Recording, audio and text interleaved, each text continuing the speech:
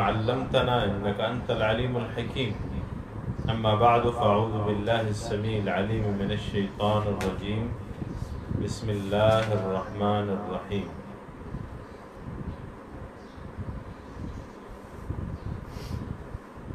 فويل للذين يكتبون الكتاب بأيديهم ثم يقولون هذا من عند الله ليشتروا به ثمنا قليلا فويل لهم مما كتبت أيديهم وويل لهم مما يكسبون.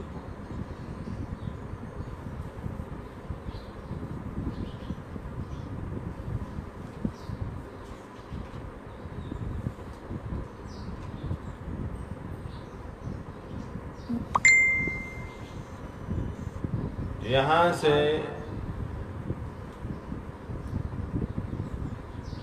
آسمانی کتاب میں تحریف کرنے والے یہودی علماء کے تحریف کا ذکر ہے.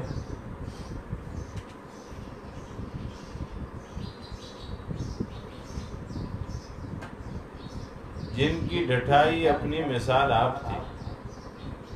وہ خود اپنے ہاتھوں سے لکھ لیتے تھے، پھر اسے کہتے کہ یہ اللہ نے نازل کیا ہے. قرآن عظیم الشان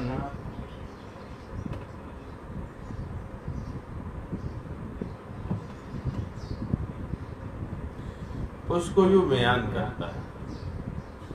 فرمایا فویل للذین یکتبون الکتاب.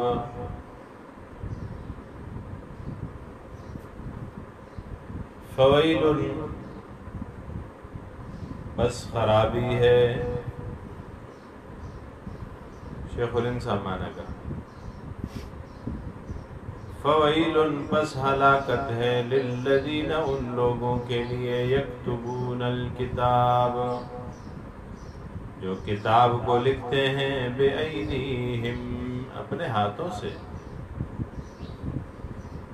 ثم یقولون پھر کہتے ہیں ھذا من عند اللہ یہ تو اللہ کی جانب سے.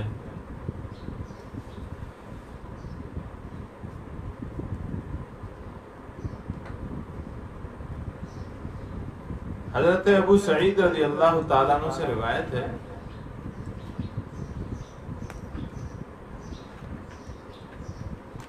کہ ویل جو ہے جناب رسول اللہ صلی اللہ علیہ وآلہ وسلم کے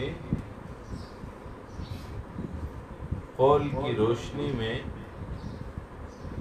جہنم کی وادی کو کہتے ہیں.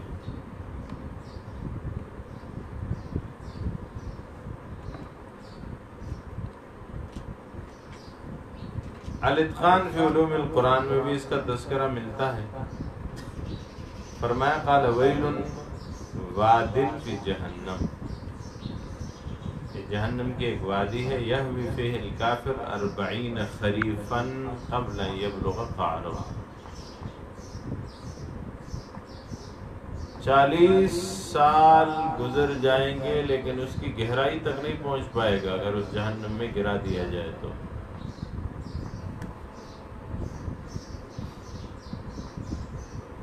اسے کہتے ہیں ویل.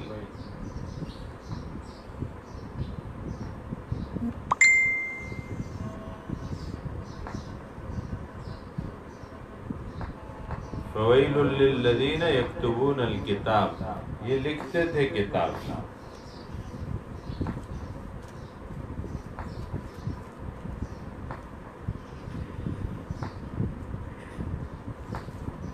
اور لکھتے بھی تھے اپنے ہاتھوں سے. بِأَيْدِيهِمْ. مسائل الرازی میں امام ابو بکر رازی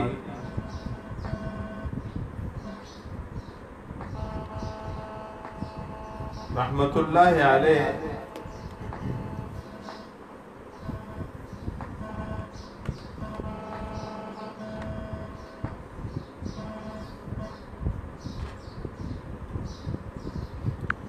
ایسے ذکر کرتے ہیں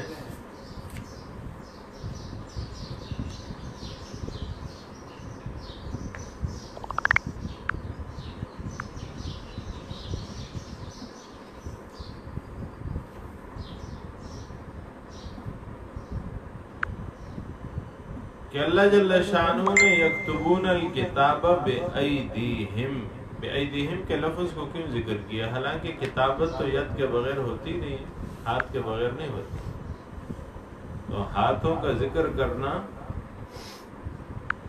کیوں فرمایا؟ یہ تو بلا فائدہ ہے۔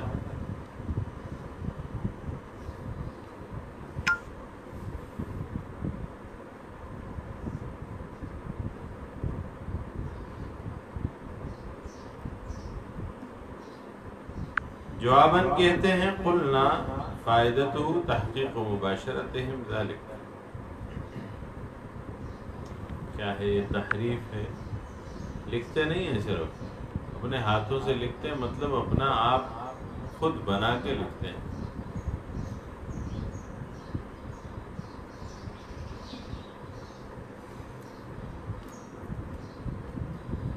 فرمایا وذالک زیادۃ فی تقبیح فعلہم، ان کی فعل کی برائی اور قباحت میں اضافہ، کہ نہ صرف لکھ رہے ہیں بلکہ خود سے لکھ رہے ہیں۔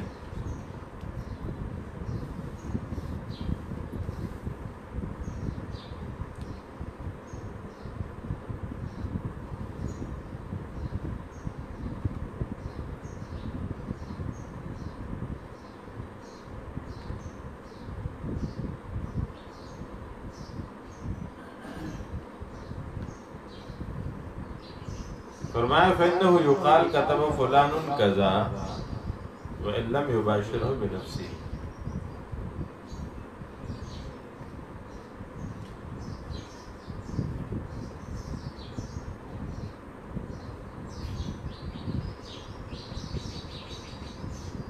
بل امر غيره به من كاتب له او نحو ذلك۔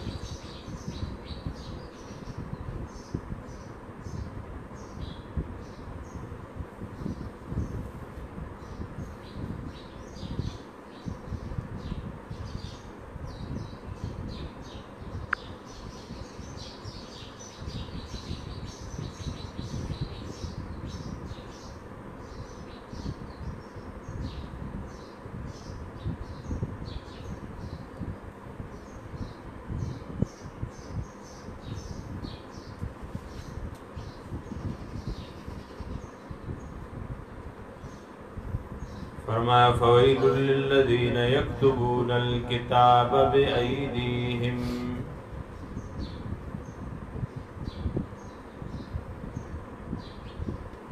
یکتبون الکتاب المحرفۃ، عام کتاب نہیں، وہ کتاب جسے تحریف کیا گیا، جسے اپنی طرف سے گڑھا گیا، لکھا گیا۔ اب کیا تھا؟ تفسیر عثمانی میں شبیر احمد عثمانی فرماتے ہیں تفاسیر کی روشنی میں،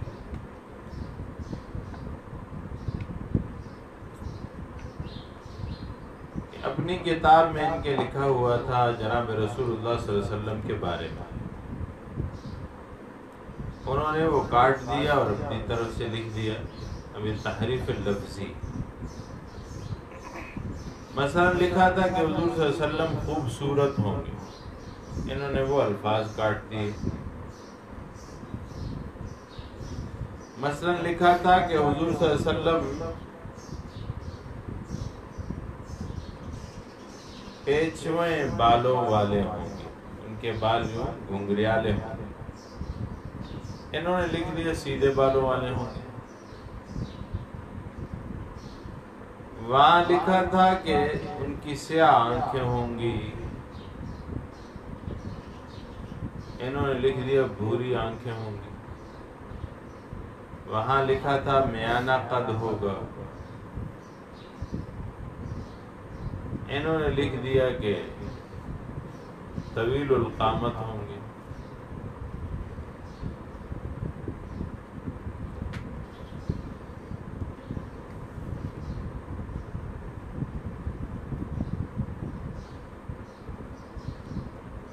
وہاں گندمی رنگ لکھا ہوا تھا۔ بہرحال انہوں نے اپنی طرف سے چیزیں بدل ڈالی۔ یہ کیوں کیا؟ کیونکہ ان کی کتاب میں یہ علامات لکھی ہوئی تھی، اور جب حضور کو آپ بنانے کے لیے اور اندھیرے میں رکھنے کے لیے یہ فیصلہ کیا، کیونکہ اگر یہ صحیح فیصلہ کر دیتے کہ یہ اسی طرح رہنے دیتے جس طرح کتاب میں لکھا ہوا تھا، تو ان کی عوام ان کی بات نہ سنتی اور خود ہی قیاس کر کے جناب رسول اللہ صلی اللہ علیہ وسلم کو آخری امام پیغمبر تسلیہ کہتے ہیں، ھذا من عند اللہ، یہ اللہ کی جانب سے ہے، لیشتروا بہ ثمنا قلیلا، تاکہ لیں سے تھوڑا سا مول، کمائیں سے تھوڑا سا مول، قلیلاً تھوڑے سے پیسے، قل متاع الدنیا قلیل،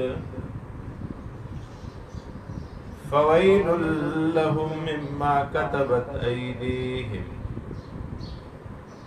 بس ہلاکت ہے ان کے لیے، مما کتبت ایدیہم، اس پر کے لکھا ان کے ہاتھوں نے۔ علماء فرماتے ہیں کہ اس سے مراد کیا ہے؟ فویل لہم مما کتبت ایدیہم، ایک معنی شیخ الانصاف کرتے ہیں، سو خرابی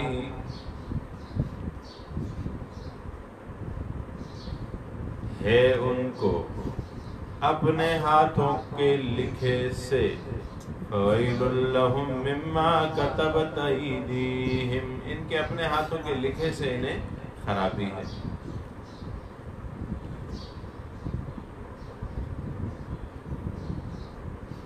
مولانا احمد علی لاہوری رحمۃ اللہ علیہ فرماتے ہیں، فویل لہم، پھر افسوس ہے، فویل لہم مما کتبت ایدیہم، پھر افسوس ہے ان کے ہاتھوں کے لکھنے پر۔ انہوں نے جو معنی کیا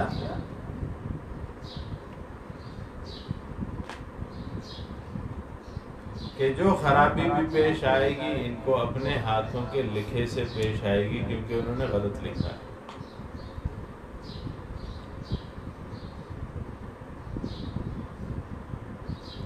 اور اگر ویلن کا معنی وادن فی جہنم کر دیں تو معنی اور بھی واضح ہو جاتا ہے کہ قیامت کے دن ان کے لیے جہنم کا فیصلہ اسی بابت ہوگا کہ انہوں نے نافرمانی کی۔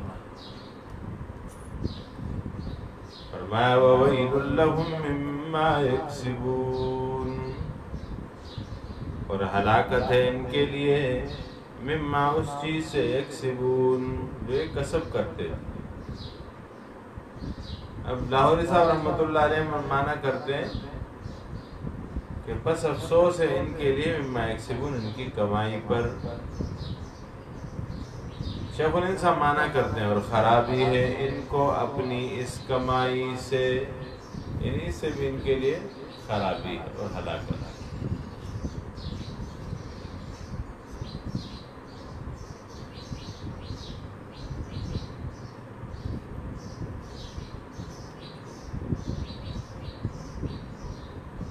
فریق خامس کا ذکر، پانچویں فریق کا ذکر کرتے ہیں، مخصصین لانفسہم الجنہ، جو اپنے لیے جنت کو خاص سمجھتے تھے۔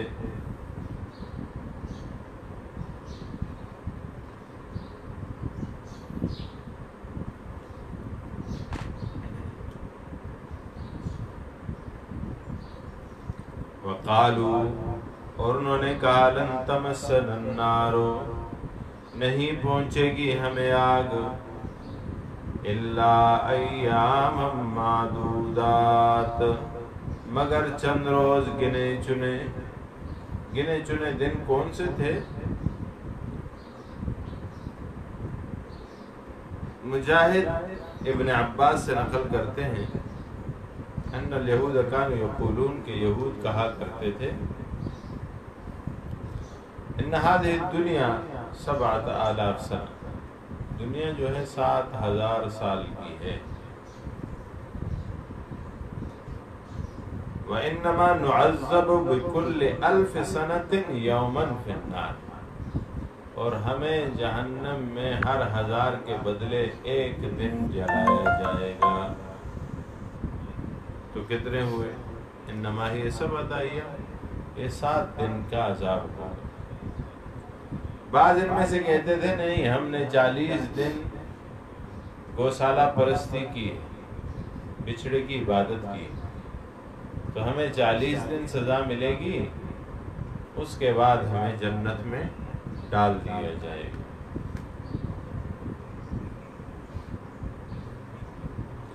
وَقَالُوا لَن تَمَسَّنَا النَّارُ إِلَّا أَيَّامًا مَّعْدُودَاتٍ، مخصوص دن۔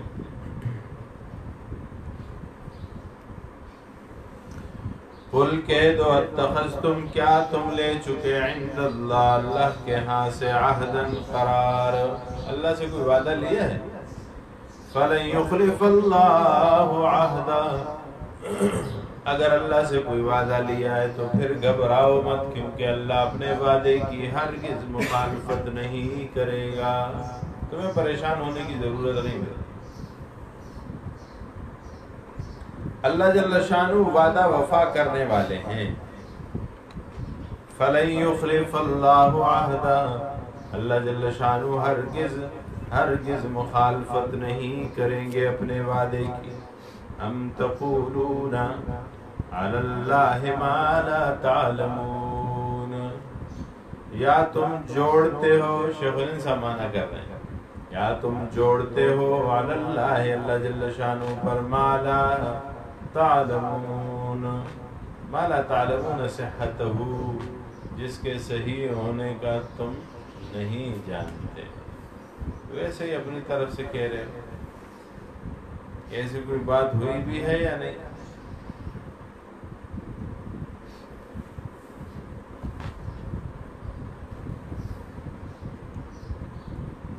تفسیر مظہری میں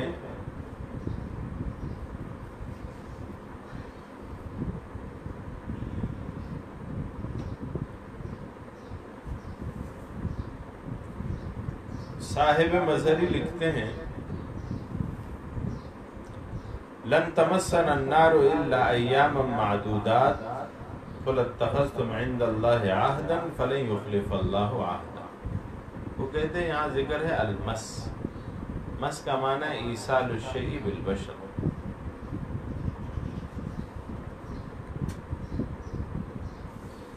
بحیث یتاثر به الحس،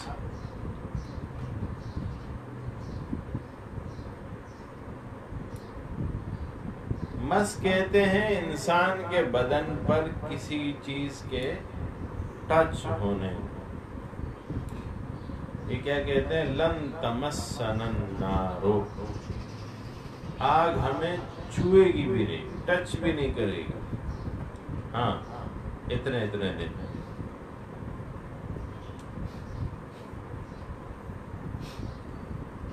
ابن عباس کے قول کے مطابق وہ ہیں، ان کا کہنا ہے 7 دن ہے، اور قتادہ اور عطا کہتے ہیں کہ اس سے مراد ان کا کہنا ہے کہ 40 دن۔ کیوں؟ التی عبد فیہا آباؤہم العجلہ، کیونکہ ان کے باپ دادوں نے غلطی کی تھی اور 40 دن بچھڑے کی عبادت کی۔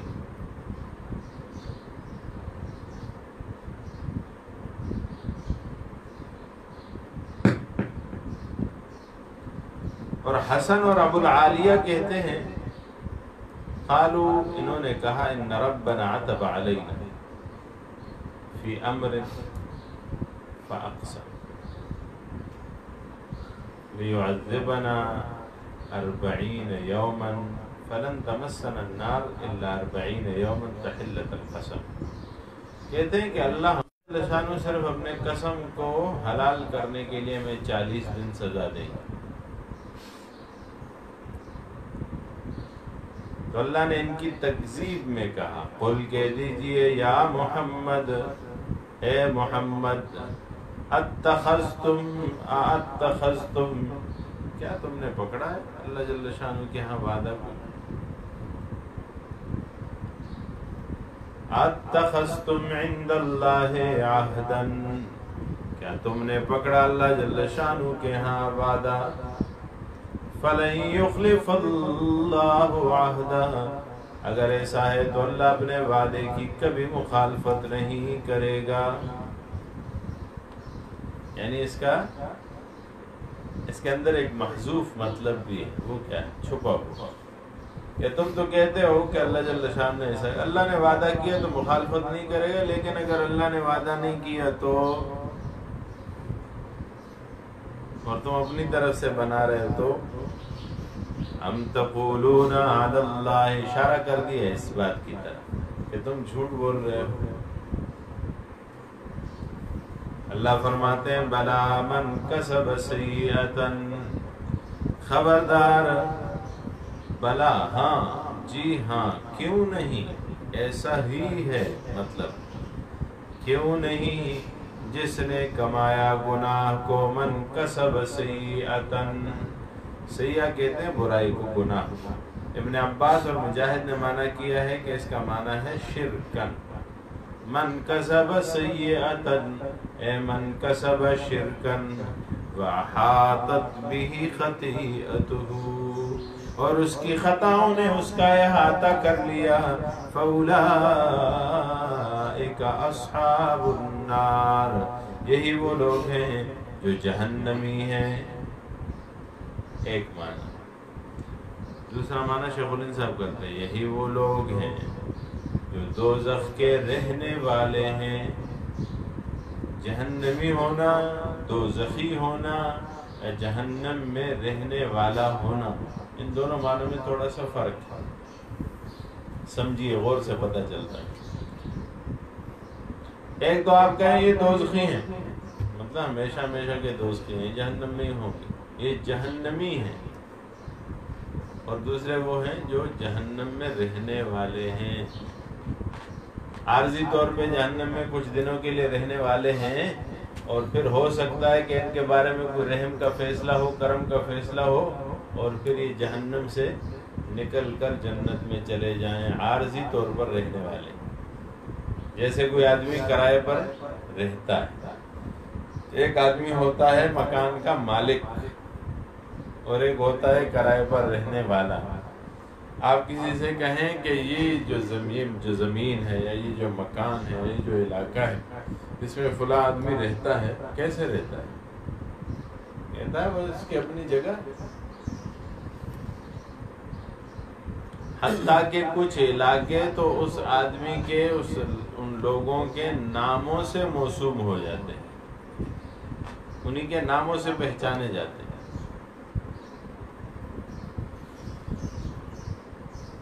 یعنی یہاں بتایا جا رہا ہے کہ یہ لوگ ایسے ہیں کہ جہنم ان کا گھر ہے۔ یہ معنی کریں تو جس کا گھر ہوتا ہے اپنا ذاتی، وہ تو اپنا گھر چھوڑ کے کہیں نہیں جاتا، اس کا مطلب یہ ہے کہ ہمیشہ ہمیشہ جہنم میں رہے گا، دوزخی ہے، جہنمی ہے۔ دوسرا وہ ہے جو کرائے پر آیا ہوا ہے کچھ دنوں کے لیے۔ اگر معنی لے لے من کسب سیئۃن کا شرکن، جس طرح ابن عباس نے اور مجاہد نے لیا ہے، تو پھر اس کا معنی کیا ہوگا؟ یہ جہنمی، یہ ہمیشہ ہمیشہ رہیں گے اس میں، کیونکہ مشرک کبھی جہنم سے نہیں نکلے گا۔ ان اللہ لا یغفر ان یشرک بہ ویغفر ما دون ذلک لمن یشاء۔ اور اگر سیئات سے عام گناہ مراد لے تو پھر معنی کریں گے اولئک اصحاب النار، شیخ الہند صاحب والا، کہ اس سے مراد کیا ہے؟ یہ دوزخ کے رہنے والے ہیں۔ ممکن ہے کچھ عرصے بعد ان کو اپنی گناہ کی سزا کاٹنے کے بعد یہاں سے نکال لیا جائے۔ لیکن آگے کیا فرما رہے ہیں؟ ہم فیہا خالدون، یہ خود وضاحت کر رہا ہے کہ سیئتن سے مراد شرکن ہے، ہمیشہ ہمیشہ رہیں گے اس جہنم میں۔ یہ خود وضاحت کر رہا ہے کہ سیئتن سے مراد عام گناہ نہیں ہے، بلکہ وہی گناہ ہے جو ابن عباس اور مجاہد نے بتایا ہے۔ فرمایا بلا، ہاں ہاں جی ہاں کیوں نہیں، من کسب سیئۃ، جس نے کسب کیا شرک کا، گناہ کیا، کون سا گناہ؟ بڑا گناہ کیا، اکبر الکبائر کیا، سیئۃ وَأَحَاطَتْ بِهِ خَطِیئَتُهُ، اور اس کے احاطہ کیا اس کی خطاؤں نے، فَأُولَٰئِکَ أَصْحَابُ النَّارِ، یہ لوگ جہنمی ہیں، ہم فیہا خالدون، یہ ہمیشہ رہیں گے جہنم میں، والذین آمنوا وعملوا الصالحات اولئک اصحاب الجنہ ہم فیہا خالدون۔ علامہ آلوسی کہتے ہیں، سید محمود آلوسی،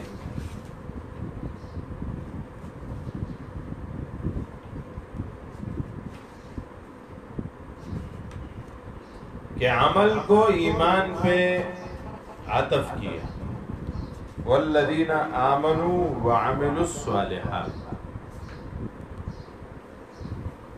تو اشارہ دے دیا کہ عمل جو ہے یہ ایمان سے خارج ہے، جس طرح پہلے ہم پڑھ چکے ہیں بحث ایمان، اور یہ بھی بتا دیا کہ یہ اس کا جز نہیں ہے، کیونکہ جز کبھی کل پہ عطف نہیں ہوتا، جز کبھی کل پہ عطف نہیں ہوتا۔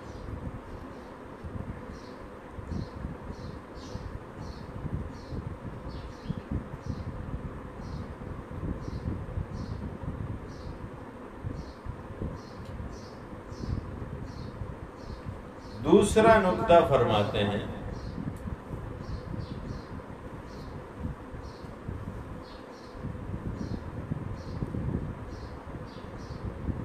کہ جہاں جہنم کا ذکر کیا وہاں کیا فرمایا؟ فَأُولَئِكَ أَصْحَابُ النَّارِ، یہ جہنمی، فَأُولَئِكَ أَصْحَابُ النَّارِ، اور جہاں جنت کا ذکر کیا وہاں فَأُولَئِكَ نہیں ہے، أُولَئِكَ أَصْحَابُ الْجَنَّةِ، فا کا ذکر، فا کا حرف وہاں پہ نہیں ہے، آیت میں غور سے دیکھیے،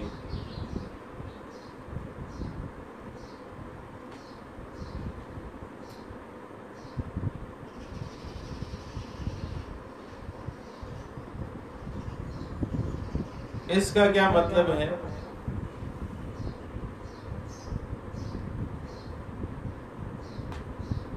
فا تعقیب کے لیے آتا ہے بلا تراخی، اور ثم آتا ہے تعقیب کے لیے لیکن مع التراخی۔ آپ کہیں جاء زید فعمر، زید آیا بس فوراً پھر عمر آ گیا، اور اگر کہیں جاء زید ثم عمر، زید آیا پھر بعد میں عمر بھی آیا، اس میں فاصلہ پیدا ہو جاتا ہے ثم کے ساتھ، لیکن فا کے ساتھ فاصلہ نہیں پیدا ہوتا۔ اس میں کیا ہے؟ عذاب میں چونکہ انہوں نے استعجال کیا تھا نا، جلدی عذاب مانگ رہے تھے، تو اللہ جل شان نے جلدی جلدی انہیں جہنم میں ڈلوایا۔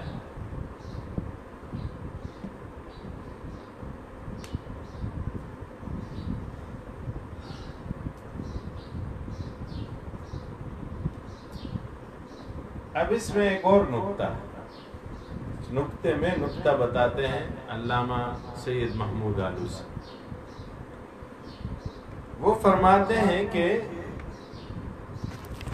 جہنم کے تذکرے میں اولائکا کے ساتھ فا لائے ہیں، فاولائکا، اس بات کا اظہار کرنے کے لیے کہ جہنم میں جانا اس کے اپنے بے ایمانی اور بدعملی کا نتیجہ ہے، لیکن جنت کے ساتھ فا کا ذکر نہیں کیا، جو اس بات کو ظاہر کرتا ہے کہ جنت میں جانا اس کے اپنے نیک عمل کی وجہ سے نہیں ہے، بلکہ یہ اللہ کے فضل کی وجہ سے ہے۔ کوئی بھی آدمی جنت میں ویسے نہیں جا سکتا. ایک حدیث پاک میں آتا ہے کہ جناب رسول اللہ صلی اللہ علیہ وآلہ وسلم صحابہ کرام کو بتا رہے ہیں کہ کوئی بھی آدمی جنت میں اللہ کے فضل کے بغیر نہیں جا سکتا. تو صحابہ کرام پوچھتے ہیں وَلَا أَنْتَ يَا رسول اللہ, اللہ کے پیغمبر آپ بھی؟ فرمایا وَلَا أَنَا, اور میں بھی نہیں جا سکتا. اس کا مطلب کیا ہے کہ جنت میں جو بھی جائے گا اللہ کے فضل سے جائے گا, اللہ کے انعام سے جائے گا, اپنے عمل کی بدولت نہیں. تو اسے ذکر کر رہے ہیں والذین آمنوا, بشارت ہے مقابلتاً, وہ لوگ جو ایمان لائے, وعملوا الصالحات, اور نیک عمل کیے, اولئک اصحاب الجنہ, یہ وہ لوگ ہیں جو جنتی ہیں, ہم فیہا خالدون, یہ ہمیشہ رہیں گے جنت میں. اب جنتیوں کے ساتھ کیوں ذکر کیا ہمیشہ رہیں گے؟ کیونکہ مقابلتاً ذکر ہو رہا ہے نا, مقابلہ ذکر ہو رہا ہے. ویسے جنت میں جو ایک بار داخل ہو گیا وہ کبھی جنت سے باہر نہیں آئے گا. اس وجہ سے کہا اولئک اصحاب الجنۃ ہم فیہا خالدون, ہمیشہ ہمیشہ کے لیے جنت میں رہیں گے.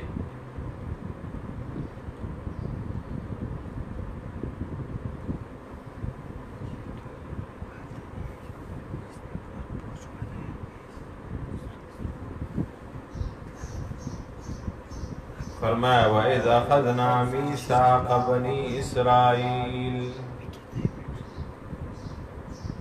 اور جب ہم نے لیا قرار, شیخ الانصاف مانا کرتے ہیں,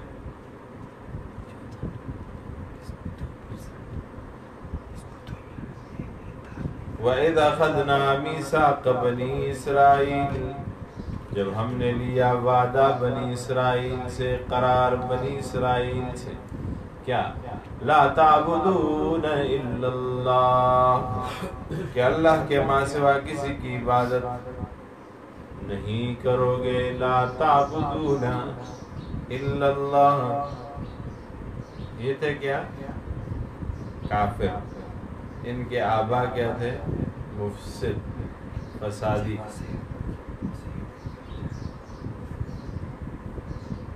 ذکر کر رہے ہیں گویا لا تعبدون الا اللہ, اللہ کے ماں سوا کسی کی عبادت نہیں کرو گے. یعنی اعبدوا اللہ وحدہ لا شریک لہ. زمخشری نے کہا ہے کہ یہ خبر بمعنی طلب, اور اس میں حکمت یہ ہے کہ خبر جب بمعنی طلب کے آئے تو اس میں تاکید زیادہ ہوتی ہے.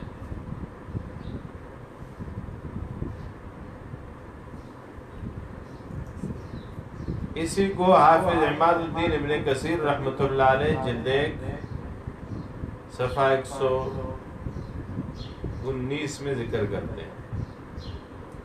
فرمائے ظاہراً خبر ہے اور معناً امر. لا تعبدوا الا اللہ, لا تعبدون الا اللہ, یعنی اعبدوا اللہ وحدہ لا شریک لہ, اللہ کی عبادت کرو ایسی کہ اس کے ساتھ کسی کو شریک نہ بناؤ. وبالوالدین احسانا, اور واحسنوا فعل مقدر, واحسنوا بالوالدین احسانا, اور اچھا کرو والدین کے ساتھ اچھا کرنا, یعنی ماں باپ سے سلوک کو نیک کر لو.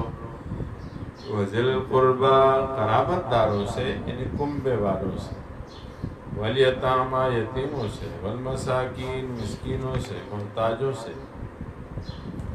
وقولوا للناس حسنا, اور کہو لوگوں کے لیے اچھی بات.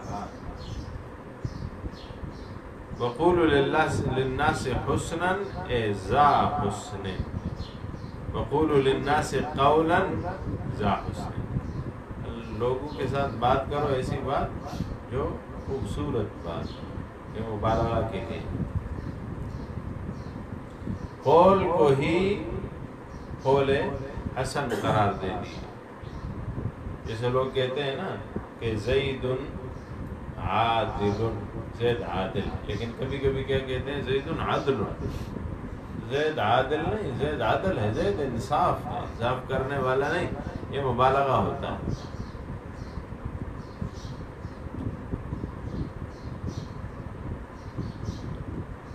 لوگ کہتے ہیں زید فی الشجاعت کالاسد، زید شجاعت میں شیر کی طرح.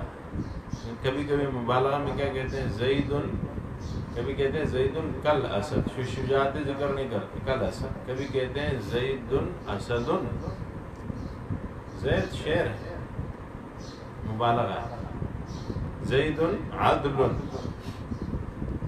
یہاں کا. وقولوا للناس حسنا واقیموا الصلاۃ، نماز قائم کرو.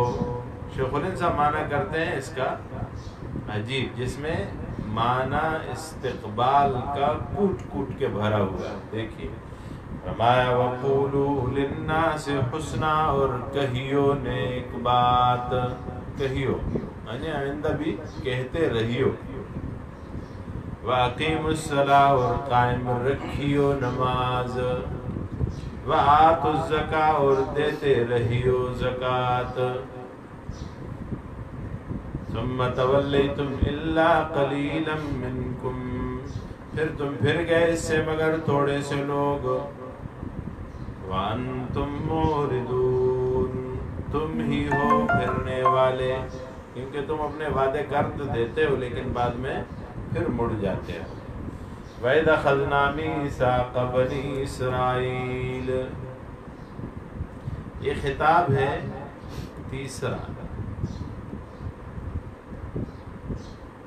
اور چل رہا ہے یہ آیت نمبر 78 تک. فرمایا اس میں ذکر ہے ان کی خباثت کا، ترک اوامر اربع اور باتیان نواہی اربع. انہیں 4 حکم دیے گئے کہ ایسا کرو، انہوں نے تہیہ کر لیا کہ ویسا نہیں کرو. انہیں 4 چیزوں سے منع کیا گیا کہ ایسا مت کرو، انہوں نے تہیہ کر لیا کہ ہم نے وہی 4 کام کرنے، اس سے منع کیا گیا. تو یہ ان کی قباحت ہے. آخر میں خطاب تخویف اخروی ہے، آیت نمبر 86. تو ان کا ذکر کرتے ہیں. ایک یہ کہ والدین کے ساتھ تم عبادت کرو فقط اللہ کی، تو شرک کرنے لگے. بالوالدین احسانہ، والدین کے ساتھ اچھا سلوک کرو.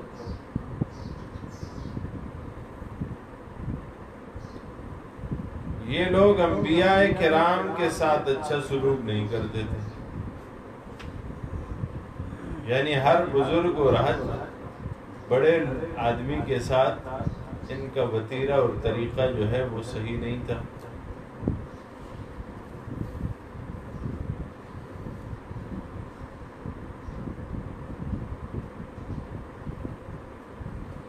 والدین کے ساتھ حسن سلوک کے حوالے سے گرچہ یہاں تو خطاب خاص ہے یہودیوں کے ساتھ، لیکن یہ عامت الناس کے لیے عام حکم.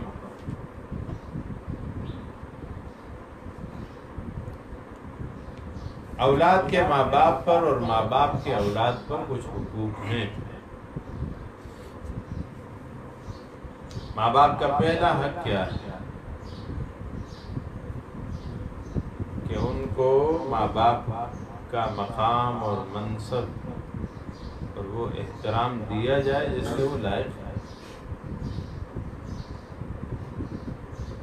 ماں باپ کا دوسرا حق ان کی اطاعت کی جائے، صرف اس کام میں اطاعت کی اجازت نہیں جس میں اللہ کی نافرمانی لازم آتی.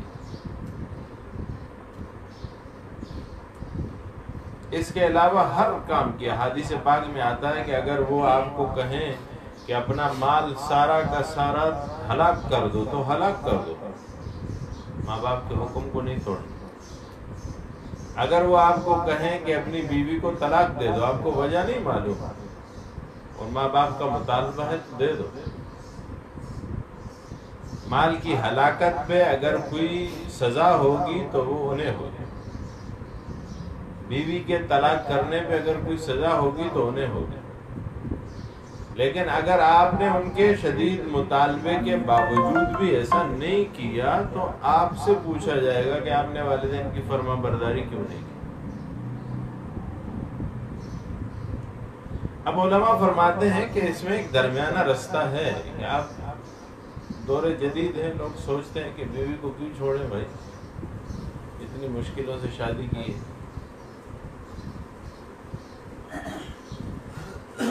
اور بڑا معاملہ بنتا ہی بیوی اور ماں کا ہوتا ہے، ماں باپ کا اور بیوی بچوں کا۔ لوگ بیوی ہی کی وجہ سے تو ماں باپ سے لڑتے ہیں، اختلاف کرتے ہیں، یا اولاد کے لیے کچھ حق مانگتے ہیں تو ماں باپ سے لڑ پڑتے ہیں، یا بھائیوں سے جھگڑا ہوتا ہے، بہنوں سے جھگڑا ہوتا ہے تو ماں باپ سے لڑ پڑتے ہیں۔ ابھی جو بالواسطہ لڑائیاں ہیں کسی اور چیز کے ضمن میں آتی ہیں، تو لوگوں نے سوچنا شروع کیا کہ اس طرح کیسے ہوگا کہ ماں باپ کہیں گے چھوڑ دو، ہم چھوڑ دیں بغیر کوئی وجہ پوچھے، بغیر کوئی۔ حضرت ابراہیم علیہ السلام کے واقعے کے ضمن میں آئے گا کہ حضرت ابراہیم نے جب اپنے بیٹے کو صرف پیغام بھجوایا، پہنچایا، وہ آئے اس کے گھر، بیٹا گھر میں نہیں ہے، غالباً اسحاق علیہ السلام کا واقعہ ہے، وہ گھر میں نہیں تھے، یہ آئے اور دروازے پر کھڑے ہو کے اس کی بیوی سے پوچھا کیا حالات ہیں، کیا صورتحال ہے، گزارا کیسے چل رہا ہے؟ تو اس نے کہا کہ بس گزارا ہے، بس گزارا ہے، الحمدللہ نہیں کہا، الحمدللہ علی کل حال نہیں کہا کہ ہر حال میں اللہ کا شکر ہے، اس نے کہا بس گزارا چل رہا ہے۔ تو حضرت ابراہیم علیہ السلام نے اسے کہا کہ جب تمہارا خاوند گھر آئے تو اسے کہنا کہ ابراہیم آیا تھا اور اس نے کہا ہے کہ گھر کے چوکھٹ بدل لو، گھر کی چوکھٹ بدل لو۔ جب وہ واپس آئے تو ابراہیم علیہ السلام کا یہ پیغام انہیں ملا، اس نے کہا یہ تو میرے والد صاحب تھے۔ اب ملاقات نہیں ہوئی، خود بات نہیں پہنچائی، سامنے سامنے حکم نہیں دیا، صرف حکم پہنچا ہے اور بیٹے نے اس حکم کو مانا ہے اور بیوی کو طلاق دے دی۔ کہا تم نے مجھے کیوں طلاق دی؟ کہا کہ مجھے والد نے مشورہ دیا ہے کہ گھر کی چوکھٹ بدل لو۔ تم نے کیا کہا اسے؟ کیا مکالمہ ہوا؟ بس یہی باتیں ہوئی۔ یعنی پیغمبر نے یہ مناسب نہیں سمجھا کہ کسی ہونے والے پیغمبر کے گھر میں کوئی عورت ایسی آئے جو اللہ کی ناشکری ہو، کیونکہ اسحاق نے بھی تو پیغمبر بننا تھا۔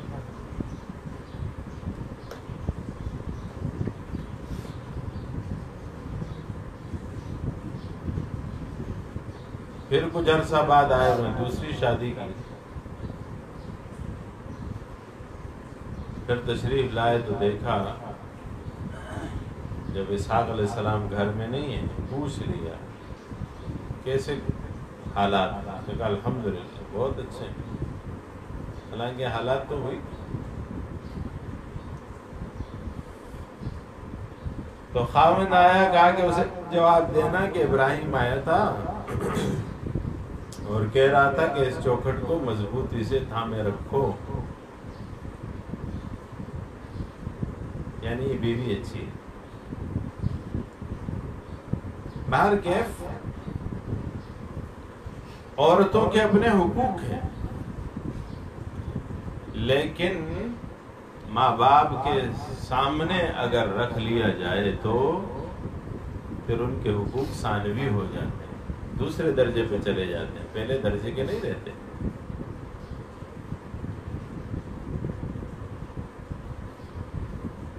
اتباع کا حکم ہے۔ حدیث پاک میں آتا ہے ایک صحابی نبی کریم صلی اللہ علیہ وسلم کے پاس آئے، اس کی شکایت آئی کہ یہ والدین کے ساتھ سختی برتتا ہے، کس معاملے سے؟ پیسے کے معاملے پہ. ایک اور روایت میں آتا ہے کہ ایک والد نے اپنے بیٹے کے مال میں کوئی نقصان کر دیا، تو اس نے والد کے ساتھ کوئی سخت کلامی کی. حضور صلی اللہ علیہ وسلم نے اس موقع پہ ارشاد فرمایا انت ومالک لابیک، تم اور تمہارا مال دونوں تمہارے باپ کے ہو، تم کیسے پوچھ سکتے ہو؟ یہی وجہ ہے کہ شریعت میں اگر کوئی باپ اپنے بیٹے کو قتل کر دے تو اسے قصاص نہیں کیا جائے گا.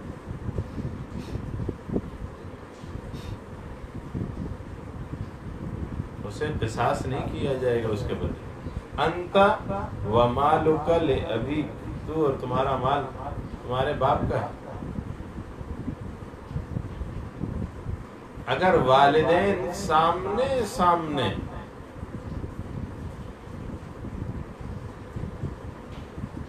کسی ایک بیٹے کے ساتھ زیادتی کریں، کسی ایک بیٹی کے ساتھ زیادتی کریں، کس حوالے سے؟ اپنے مال کے حوالے سے. مالدار ہیں، مال تقسیم کر رہے ہیں، ایک بیٹے کو زیادہ دے دیے، دوسرے کو کم دے دیا، ایک کو دیے ہی نہیں، تو بیٹا کیا کرے؟ عدالت چلا جائے، مقدمہ بازی کرے، جرگہ بلائے، لوگوں کے سامنے اسے ذلیل کرے، گالیاں دے، برا بلا کہے، ہاتھ اٹھائے. نہیں، وہ اس کا حق ہے، اسے جسے مرضی جسے دینا چاہے دے دیے. ماں باپ سے پوچھا نہیں جا سکتا آپ نے مجھے کیوں نہیں دیا، زبردستی نہیں کر سکتے. تو پھر کیا کریں گے؟ چرگا نہیں کر سکتے، گالی نہیں دے سکتے، برا بلا نہیں کہہ سکتے، عدالت میں نہیں جا سکتے ان کے خلاف، ماں باپ کے خلاف. اللہ کیا فرماتے ہیں؟ وَلَا تَقُلْ لَهُمَا اف، اف بھی نہ کرو، وَلَا تَنْهَرْهُمَا، انہیں جھڑکو بھی مت، وَقُلْ لَهُمَا قَوْلًا كَرِيمًا، انہیں نرم بات کرو. نرمی سے پوچھ سکتے ہو کہ بابا مجھ سے کیا غلطی ہوئی ہے، آپ نے ایسا کیا، اماں مجھ سے کیا غلطی ہوئی ہے، اور اگر آپ اس میں راضی ہیں تو میں راضی ہوں، کوئی بات نہیں. ماں باپ کی تقسیم پہ راضی ہونا مجبوری ہے، تو خوشی سے راضی ہونا چاہیے کہ جو کچھ انہوں نے کر دیا ٹھیک کیا، انہیں صحیح لگا ہوگا، انہوں نے کر دیا، اعتراض کی بھی گنجائش نہیں. ہاں انہوں نے اگر زیادتی کی ہے تو ان کو اللہ کے ہاں پوچھا جائے گا، وہ ایک الگ دربار ہے، وہاں سوال ہوگا. لیکن آپ نہیں پوچھ سکتے. گر فرق مراتب نہ کنی زندگی، مراتب کی پہچان اگر نہیں کرو گے تو زندیق بن جاؤ گے. اپنے آپ کو پہچانو، یہ بھی پہچانو کہ آپ کس سے سوال کر سکتے ہو، کس سے نہیں کر سکتے، کس سے کس حد تک سوال کر سکتے ہو، کس سے کس حد تک سوال نہیں کر سکتے. ماں باپ کا بہت بڑا درجہ ہے. حقوق العباد میں جب آپ آتے ہیں تو اللہ جل شانہ سب سے پہلے والدین کا ذکر کرتے ہیں، بار بار ذکر کرتے ہیں، سب سے پہلے والدین کا ذکر ہوتا ہے. باپ فرماتے ہیں اوسط ابواب الجنہ، جنت کا درمیانی دروازہ ہے، اور ماں کے قدموں تلے جنت ہے. الجنت تحت اقدام الامہات، ماؤں کے پاؤں تلے جنت ہے. اب امہات یہاں جمع ذکر کی ہے،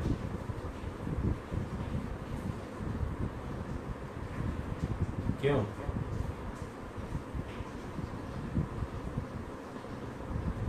مائیں زیادہ ہو سکتی ہیں، باپ تو ایک ہی ہوتا ہے، مائیں زیادہ ہو سکتی ہیں. اب زیادہ ماؤں کے لیے لوگ کیا سمجھتے ہیں؟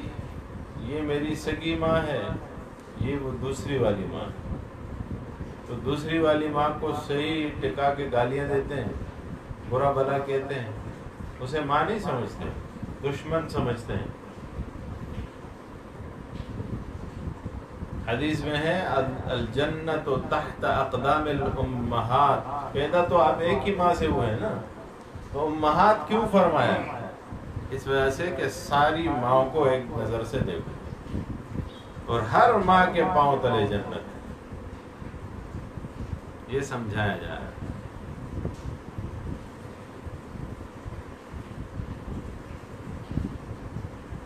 اور اسے وہ درجہ دینا چاہیے۔ اگر وہ کوئی بدسلوکی کرتی ہے اس سے پوچھا جائے گا، اللہ پوچھیں گے اس سے۔ وَبِالْوَالِدَيْنِ إِحْسَانًا، یہ مضمون تو بار بار آئے گا اور ہم اسے بار بار پڑھیں گے۔ حدیث پاک میں ہے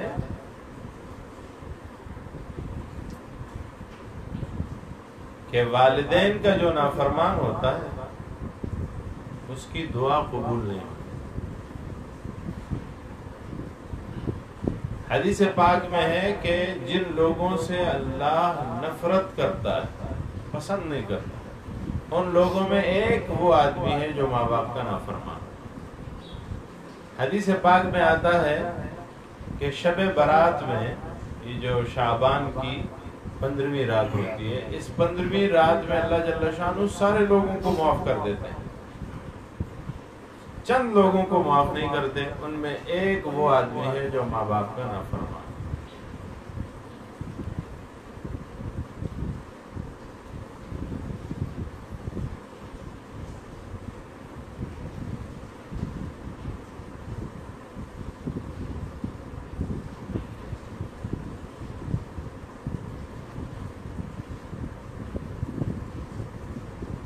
ایک روایت میں آتا ہے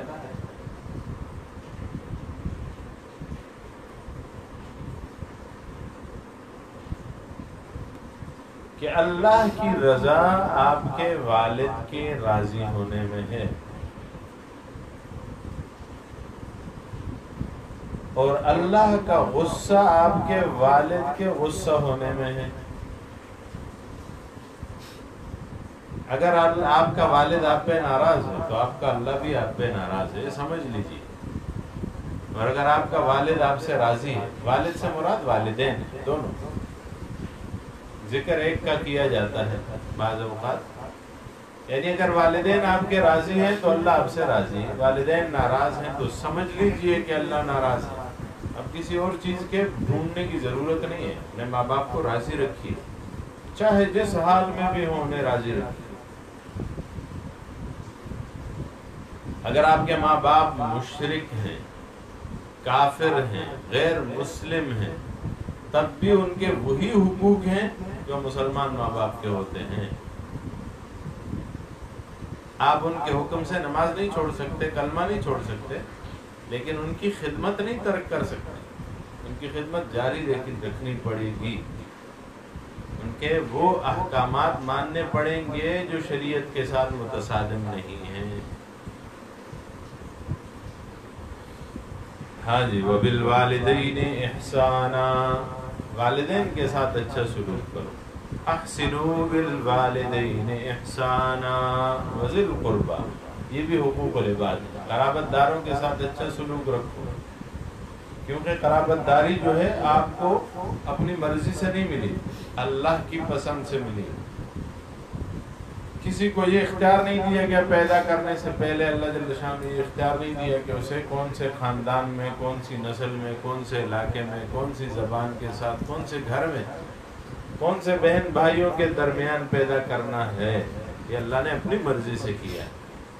تو جب اپنی مرضی سے کیا ہے، جب آپ اس مرضی کے خلاف قرابت داروں کو تکلیف پہنچاتے ہیں تو اللہ کی مرضی کو چیلنج کر رہے ہوتے ہیں، جو کہ غلط ہے۔ جناب رسول اللہ صلی اللہ علیہ وسلم فرماتے ہیں کہ جو صلہ رحمی نہیں رکھتا وہ ہم میں سے نہیں۔ صلہ رحمی کیا ہے؟ قرابت داروں کے ساتھ اچھا تعلق۔ حضور فرماتے صل من قطعک وعد من حرمک، اس سے جوڑو جو تم سے توڑے، اسے عطا کرو جو تمہیں محروم کرے۔ یہ کس کے لیے؟ قرابت داروں کے لیے. صلہ رحمی ہے ہی قرابت داروں. آپ کا چچا ہے، ماموں ہے، خالہ ہے، پھوپھی ہے، خونی رشتے جتنے بھی ماں کے ذریعے سے ہوں، والد صاحب کے ذریعے سے ہوں،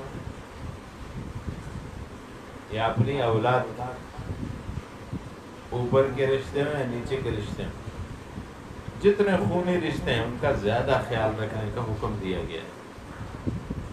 وہ آپ سے توڑیں تو بھی آپ ان سے جوڑیں.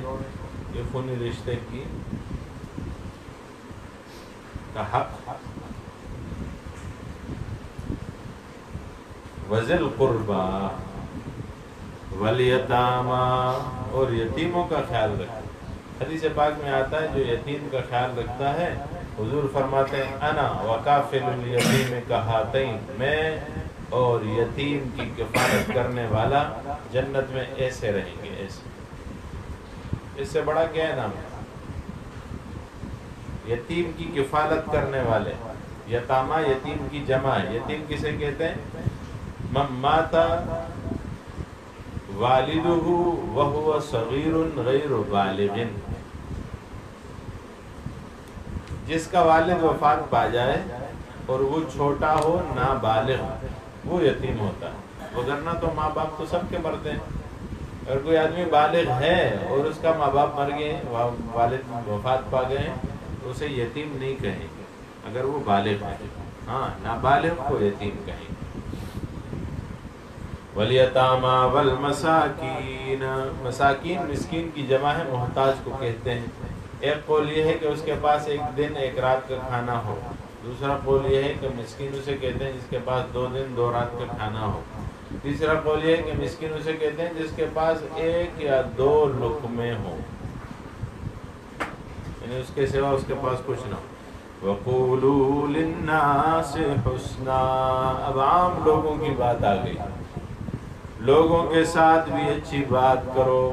وَأَقِیمُوا الصَّلَاةَ، نماز قائم رکھیو. وَآتُوا الزَّکاۃَ، اور زکوٰۃ دیتے رہیو. ثُمَّ تَوَلَّیْتُمْ إِلَّا قَلِیلًا مِّنْکُمْ، انہیں یہ کہا گیا کہ پھر تم نے ان سارے احکامات کو توڑ دیا، پھر پیچھے مڑ گئے نا تم. ثُمَّ تَوَلَّیْتُمْ، تولی اور اعراض یہ دونوں ایک ہی چیز ہے. تو مسائل الرازی میں امام ابوبکر رازی سوال اٹھاتے ہیں کہ یہاں پہ تولی اور اعراض دونوں کو ایک ہی آیت میں ذکر کیوں کیا اگر دونوں کا مطلب ایک ہے؟ تولی بھی کہتے ہیں رخ پھیرنے کو، اعراض بھی کہتے ہیں منہ پھیرنے کو.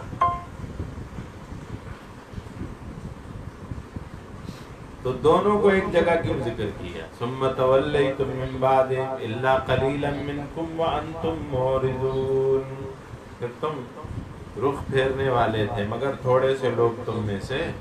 وانتم معرضون، اور تم اعراض کرنے والے ہو، تم ہی ہو پھرنے والے. شیخ الانسان مانا گا جواب دیتے ہیں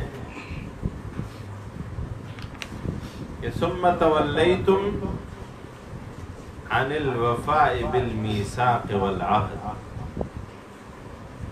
پھر تم پھر گئے اس بات سے کہ ہم وعدے کو پورا نہیں کریں گے، گرچہ ہم نے وعدہ کر لیا ہے لیکن پورا نہیں کریں گے.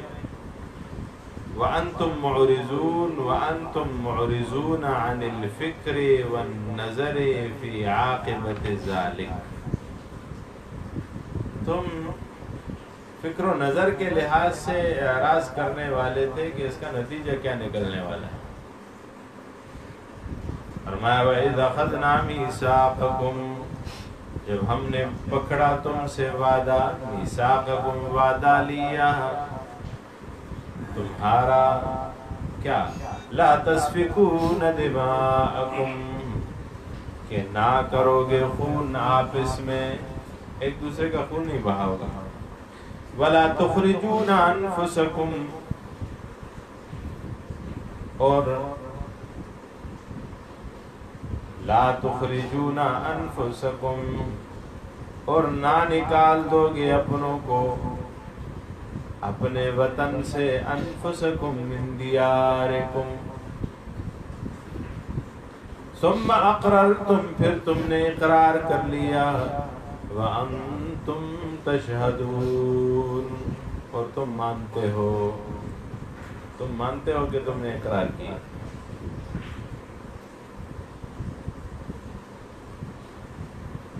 یا اس سے مراد کیا ہے؟ وانتم تشہدون، تم نے دل سے اقرار کیا، گواہی دی.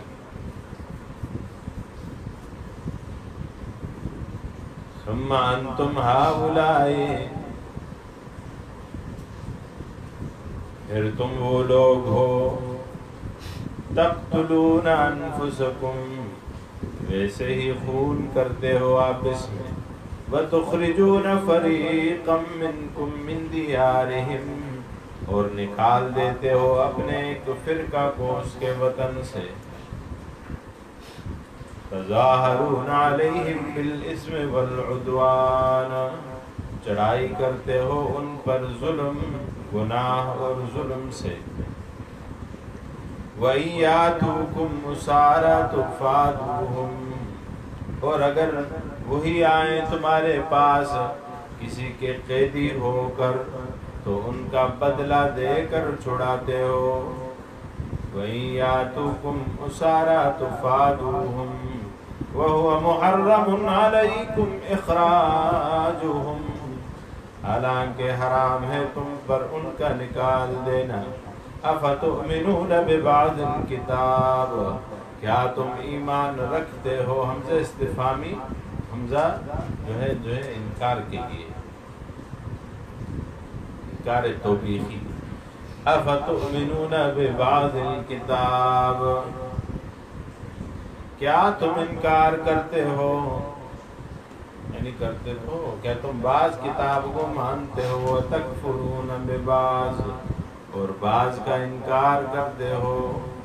فما جزاء، سو کوئی سزا نہیں، من یفعل ذلک منکم، جو کرے تم میں سے یہ، الا خزی فی الحیات الدنیا، مگر رسوائی ہے دنیا کی زندگی میں.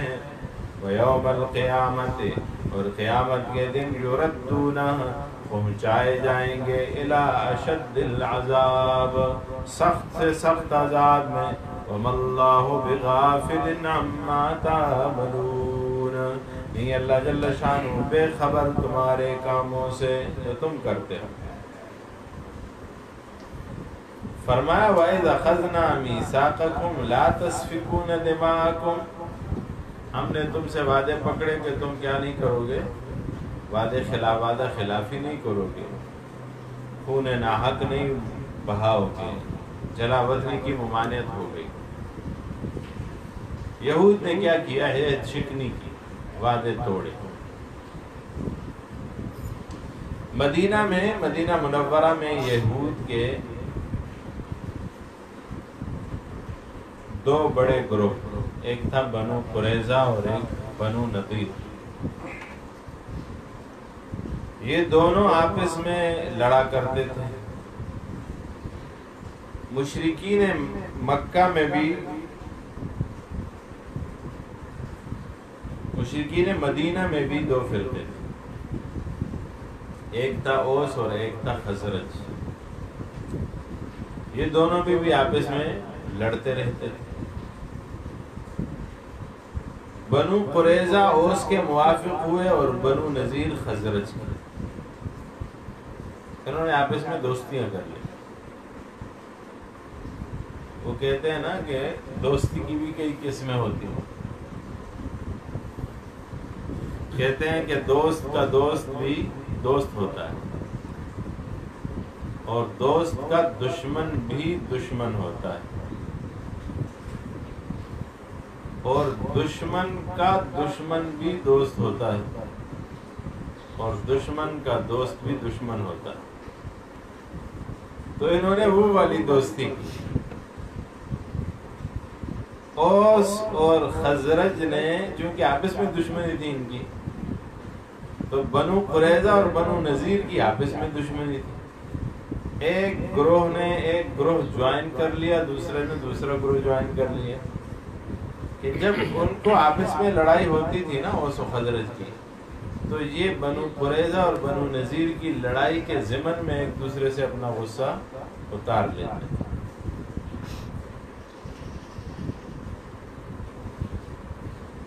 جب ان کی آپس میں لڑائی ہوتی بنو نذیر اور بنو قریظہ، یہ ان میں سے اپنے موافقوں کے ساتھ کھڑے ہو جاتے تھے، تو ظاہر ایک دوسرے کے ساتھ اختلاف میں کھڑے ہوتے تھے۔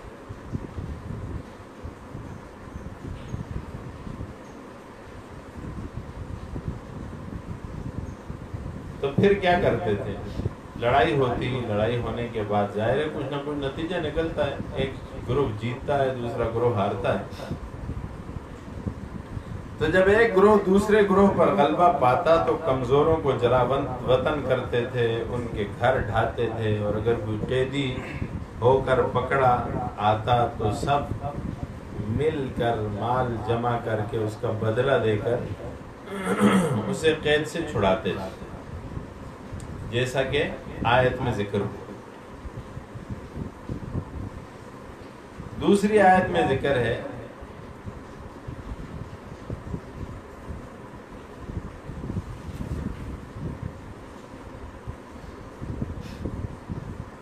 کہ اپنی قوم جب غیر کے ہاتھوں میں پھنستی تھی تو چھڑانے کو مستعد ہوتے تھے، پیسے جمع کرتے اور خود ان کے لوگوں کو ستانے اور گلا کاٹنے تک کو ہمیشہ موجود رہتے تھے۔ یہ جو تعارض تھا، تو ایسے کہا تو فتؤمنون ببعض الکتاب وتکفرون ببعض، اگر خدا کے حکم پر چلتے ہو تو دونوں جگہ چلو۔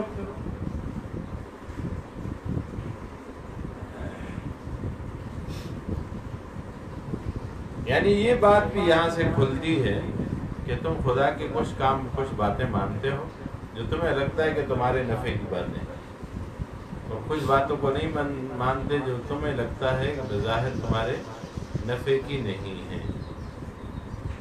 وہ کرتے کیا تھے؟ بعض احکام کو مانتے، بعض کا انکار کرتے۔ اگر ایسا کوئی آدمی کرے کہ بعض احکام کو مانے، بعض کا انکار کرے، اس لیے کہ ایمان کا تجزیہ تو ممکن نہیں، تو بعض احکام کا انکار کرنے والا بھی کافر مطلق ہوگا۔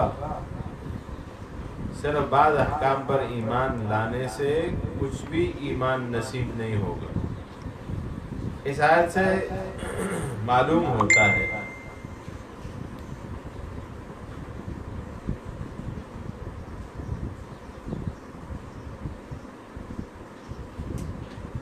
کہ اگر کوئی شخص بعض احکام شریعہ کو تو متابعت کے لائق سمجھے، متابعت کرے، اور جو حکم کے اس کی طبیعت یا عادت یا غرض کے خلاف ہو اسے قبول کرنے میں قصور کرے، تو بعض احکام کی مطابقت اس کو کچھ نفع نہیں دے گی۔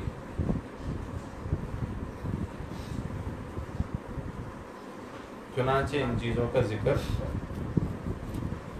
اس مقام پہ کیا ہے۔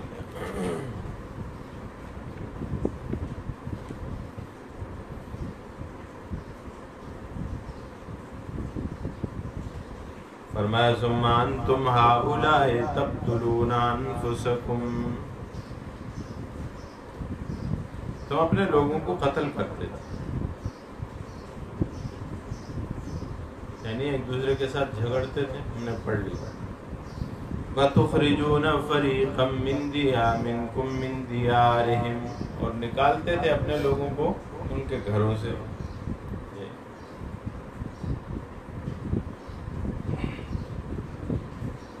شیخ الہند صاحب نے جو معنی کیا وہ بڑا جامع، فرمایا ثم انتم هؤلاء تقتلون انفسکم، پھر تم وہ لوگ ہو تقتلون انفسکم، ویسے ہی خون کرتے آپس میں، عادی تھے تم تو یہ کام کرنے کے۔ وَتُخْرِجُونَ فَرِيقًا مِّنكُم مِّن دِيَارِهِمْ، اور نکال دیتے ہو اپنے ایک فرقہ کو اس کے وطن سے۔ تظاہرون علیہم، اصل میں کیا ہے؟ تتظاہرون علیہم، تتظاہرون علیہم، چڑھائی کرتے ہو ان پر، بالاسم والعدوان، گناہ اور ظلم سے۔ کبھی تو صرف گناہ ہوتا ہے، کبھی ظلم ہوتا ہے۔ ہم نے پڑھا کہ اوس اور خزرج کے مقابلے میں یہ حلیف بن جاتے تھے، ان کے بنو قریظہ، ان کی آپس میں لڑائی نہیں ہوتی تھی، ان کی لڑائی میں شامل ہو جاتے تھے۔ وَإِن يَأْتُوكُمْ أُسَارَىٰ تُفَادُوهُمْ، اور اگر وہی آئے تمہارے پاس کسی کے قیدی ہو کر، وہی تمہارے قوم والے، تو تم کیا کرتے ہو؟ تم ان کا بدلہ دے کر چھڑاتے ہو۔ وَإِن يَأْتُوكُمْ أُسَارَىٰ تُفَادُوهُمْ وَهُوَ مُحَرَّمٌ عَلَيْكُمْ إِخْرَاجُهُمْ، حالانکہ حرام ہے تم پر ان کا نکال دینا بھی۔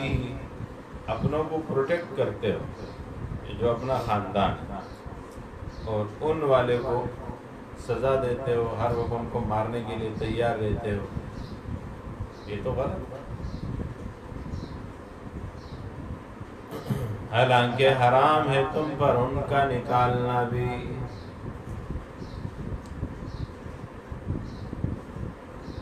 افتؤمنون ببعض الکتاب، کیا کتاب کے بعض حصے کو مانتے ہو؟ تکفرون ببعض، بعض کا انکار کرتے ہو۔ قرآن کریم کی کسی ایک آیت کا بھی، آسمانی کتاب کی کسی ایک آیت کا بھی جب یقین ہو کہ یہ اللہ کی کتاب ہے اور اللہ کے آسمانی، اللہ نے آسمان سے اس کو نازل کیا ہے، یہ پیغمبر نے ہمیں سنایا ہے، اس ایک آیت کا منکر بھی کافر ہوتا ہے۔ یہاں تو بعض کتاب کا ذکر ہے، کتاب کا پورا حصہ۔ فما جزاء من يفعل ذلك منكم، سو کوئی سزا نہیں، من يفعل ذلك منكم، جو تم میں سے ایسا کرے، مگر الا خزي في الحیات الدنیا، اگر رسوائی دنیا کی زندگی میں، یوم القیامہ، اور قیامت کے دن، یردون، لوٹائے جائیں گے، پہنائے جائیں گے، پہنچائے جائیں گے، الی اشد العذاب، سخت سے سخت عذاب میں۔ اشد العذاب کیا ہے؟ روح المعانی نے لکھا المراد به الخلود فی النار، ہمیشہ ہمیشہ کے لیے جہنم میں جانا، یہ سخت عذاب۔ اور فرماتے ہیں واشدیت، اس کی شدیت کیا ہے؟ من حیث انہ لا انقضاء لہ، ایسی سزا ہے جس کے بعد کبھی سکون نہیں ملے گا، یہی ہے اس کی شدیت۔ وما اللہ بغافل عما تعملون، نہیں اللہ جل شانہ بے خبر تمہارے کاموں سے۔ تخویف اخروی، اولئک الذین، آخرت کا ڈراوا، یہی وہ لوگ ہیں، اشتروا الحیات الدنیا، جنہوں نے مول لی الحیات الدنیا، دنیا کی زندگی، بالآخرہ، آخرت کے بدلے میں، فلا یخفف عنہم العذاب، نہیں ہلکا کیا جائے گا ان سے عذاب، ولا هم ینصرون، اور نہ ان کو مدد پہنچے گی۔ وَلَقَدْ آتَيْنَا مُوسَى الْكِتَابَ، چوتھا خطاب ہے یہاں سے، آیت نمبر 87 سے آیت نمبر 99 تک، دو آیتوں میں خطاب، ذکر ہے ان کی خباثت کا اور انبیاء کو قتل کرنے کا، اور پھر طریقہ انکار۔ فرمایا وَلَقَدْ آتَيْنَا مُوسَى الْكِتَابَ، بے شک ہم نے دیا موسیٰ علیہ السلام کو کتاب، وَقَفَّيْنَا، پیچھے بھیجا ہم نے، قفا کہتے ہیں گردن کو، مظہری نے لکھا ہے قفینا ارسلنا قفاہ رسلا تترا، ہم نے مسلسل، شیخ الہند صاحب مانا کرتے ہیں ہم نے پے در پہ بھیجا ان کے پیچھے بالرسل، رسولوں کے ساتھ، وآتینا عیسی ابن مریم البینات، ان کے بعد پیچھے کون کون سے نبی آئے؟ یوشع علیہ السلام، شمعون علیہ السلام، داؤد علیہ السلام، سلیمان علیہ السلام، عزیر علیہ السلام، حزقیل علیہ السلام، الیاس علیہ السلام، یونس علیہ السلام، زکریہ علیہ السلام، یحییٰ علیہ السلام، اور ان کے علاوہ حضرت یعقوب سے لے کر حضرت عیسیٰ تک فرمایا۔ وکان روح المعانی نے لکھا ہے وَكَانُوا إِلَى زَمَنِ عِيسَىٰ ب4,000 4,000 پیغمبر تھے۔ روح المعانی جلد 1 صفحہ 316 اور دیگر تفاسیر نے بھی اس کا ذکر کیا۔ فرمایا وَقَفَّيْنَا، ہم نے پے در پہ چلایا، مِن بَعْدِهِ، اس کے بعد موسیٰ علیہ السلام کے بعد، بالرسل، رسولوں کے ساتھ، وَآتَيْنَا عِیسی ابن مریم البینات، ایک قول یہ ہے کہ موسیٰ کے بعد یہ 4,000 پیغمبر ہیں۔ وَآتَيْنَا عِیسی ابن مریم البینات، اور ہم نے دیا عیسیٰ ابن مریم کو، عیسیٰ کا نام قرآن میں 25 بار ذکر ہے، ابن مریم، مریم کا بیٹا، البینات، معجزات، ہم نے اسے صریح معجزے دیے۔ اب وہ صریح معجزے اللہ جل شانہ نے کیا دیے؟ قرآن نے جا بجا ان کا ذکر بھی کیا ہے، تفاسیر نے ذکر کیا، مردوں کو زندہ کرنا، اکمہ اور ابرس وغیرہ کا مریضوں کو صحت یاب ہونا، علاج کرنا، غیب کی خبریں بتانا، یہ عیسیٰ علیہ السلام کے کھلے معجزے۔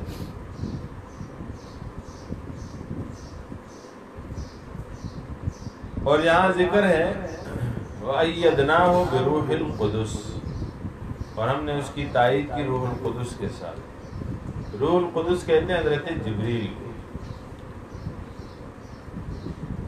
جو ہر وقت حضرت عیسیٰ علیہ السلام کے ساتھ رہتے تھے۔ جب سے عیسیٰ علیہ السلام پیدا ہوئے اور جب تک عیسیٰ علیہ السلام اس دنیا میں رہے، تو عیسیٰ علیہ السلام کے ساتھ جبریل امین ساتھ ساتھ رہے، گئے نہیں واپس۔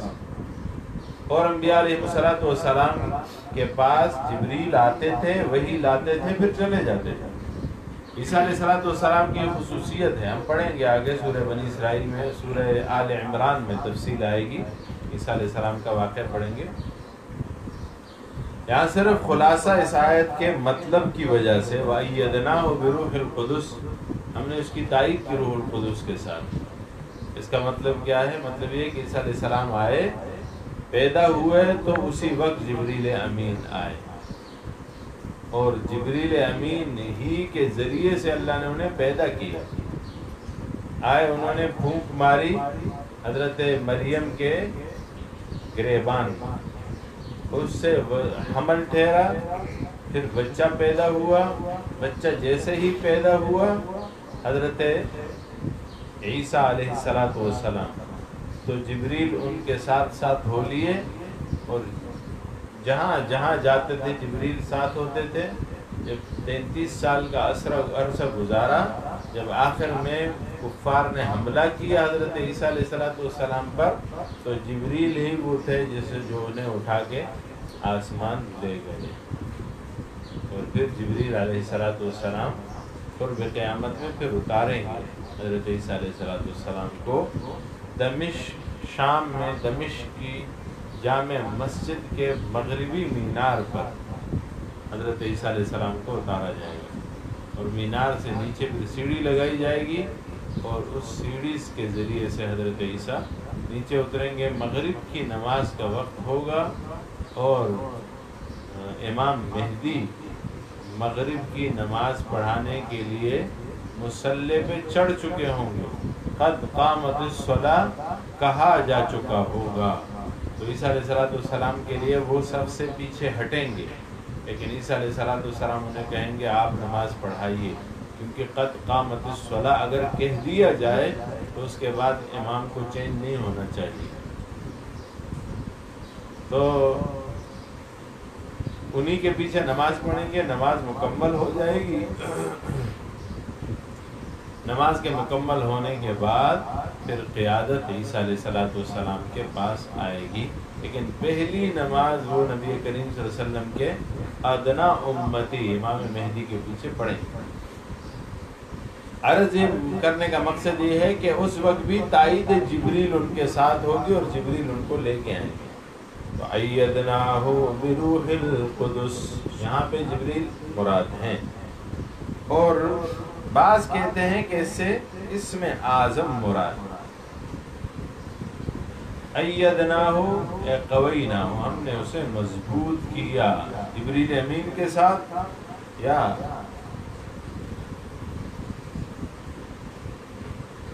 روح پاک سے۔ اب روح پاک سے مراد کیا ہے؟ وہ اسم اعظم ہے جس کو جب بھی حضرت عیسیٰ علیہ السلام پڑھتے تھے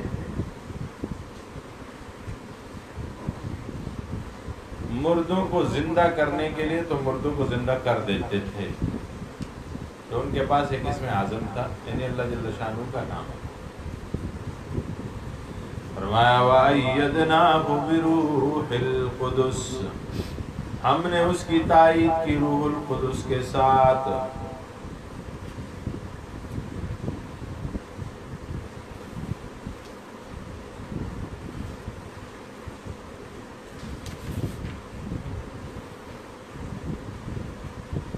تفسیر مظہری میں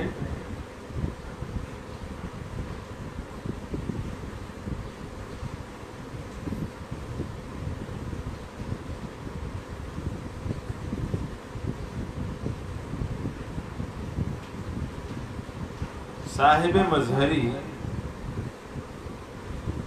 روح القدس کا مفہوم بتاتے ہیں۔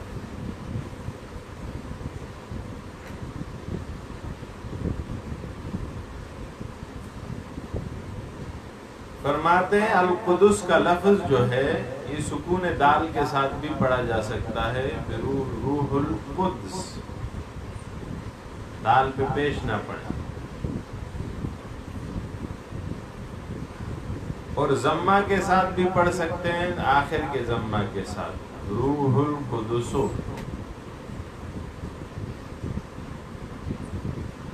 فرمایا والمراد بالروح الجبریل اب الروح الذی نفخ فی عیسیٰ، جیسے وہ روح مراد ہے جو عیسیٰ علیہ السلام میں پھونکا گیا۔ والقدس الطہارہ، مصدر بمعنی الفاعل اے الطاہر، یہ مصدر بمعنی فاعل کے ہے یعنی طاہر۔ وہ کون ہے؟ وہ اللہ تعالی اضافہ الی نفسہ تکریما، اللہ جل شانہ نے اپنی طرف اس کی نسبت کی اکرامت، جیسے بیت اللہ، ناقۃ اللہ، کعبۃ اللہ، عبد اللہ، رسول اللہ، کتاب اللہ، اللہ کی طرف نسبتیں کی گئی۔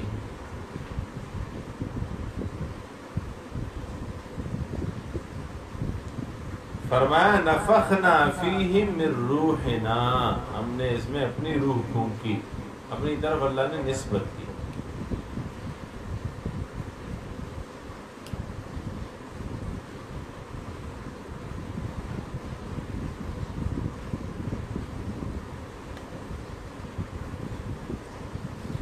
وقیل، بعض کہتے ہیں المراد بالروح اسم اللہ الاعظم،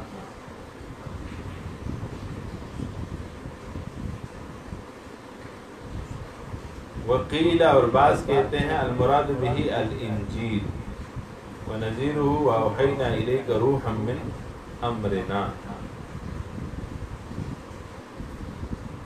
تو مختلف اقوال یہاں ذکر کیے گئے. جبریل بھی ان میں سے قول.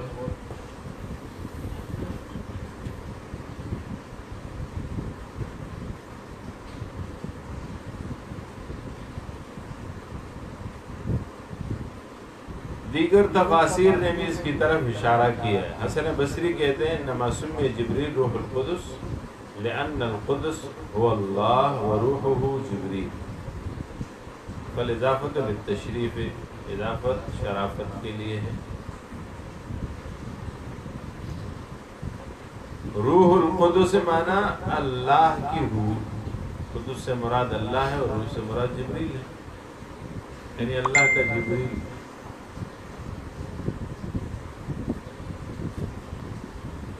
بعض کہتے ہیں کہ روح القدس سے مراد ہے ہی جبریل، جس طرح امام فخر الدین رازی رحمۃ اللہ علیہ فرماتے ہیں. اور دلیل کے طور پہ سورہ نحل کی آیت پہ لے کر آیا تمہارے رب کی جانب سے حق کے ساتھ. فرمایا فَكُلَّمَا جَاءَكُمْ رَسُولٌ بِمَا لَا تَهْوَىٰ أَنفُسُكُمْ.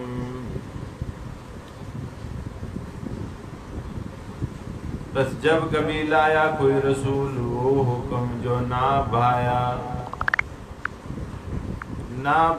تمہارے نفسوں کو، لا تہوا انفسکم جو پسند نہ آیا تمہارے نفسوں کو، استکبرتم تم نے کیا کیا؟ تکبر کیا. ففریقا کذبتم وفریقا تقتلون.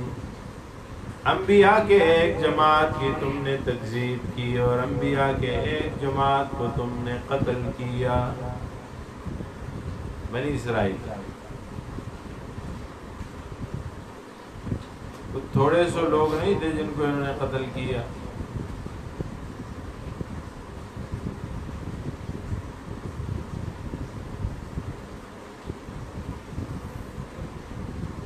علامہ مظہری کہتے ہیں اس میں بھی، صاحب تفسیر مظہری، اے قتلتم مثل زکریا و یحییٰ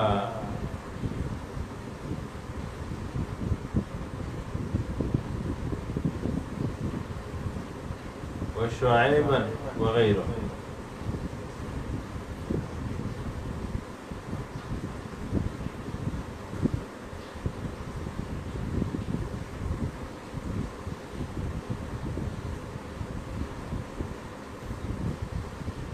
انہوں نے انبیاء علیہ السلام کو قتل کیا.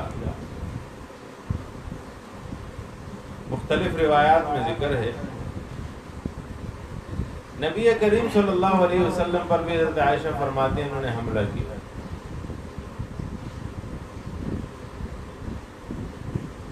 لبید بن عاصم یہودی نے نبی کریم صلی اللہ علیہ وسلم پر جادو کیا. ایک عورت تھی اس نے نبی کریم صلی اللہ علیہ وسلم کو زہر پلایا.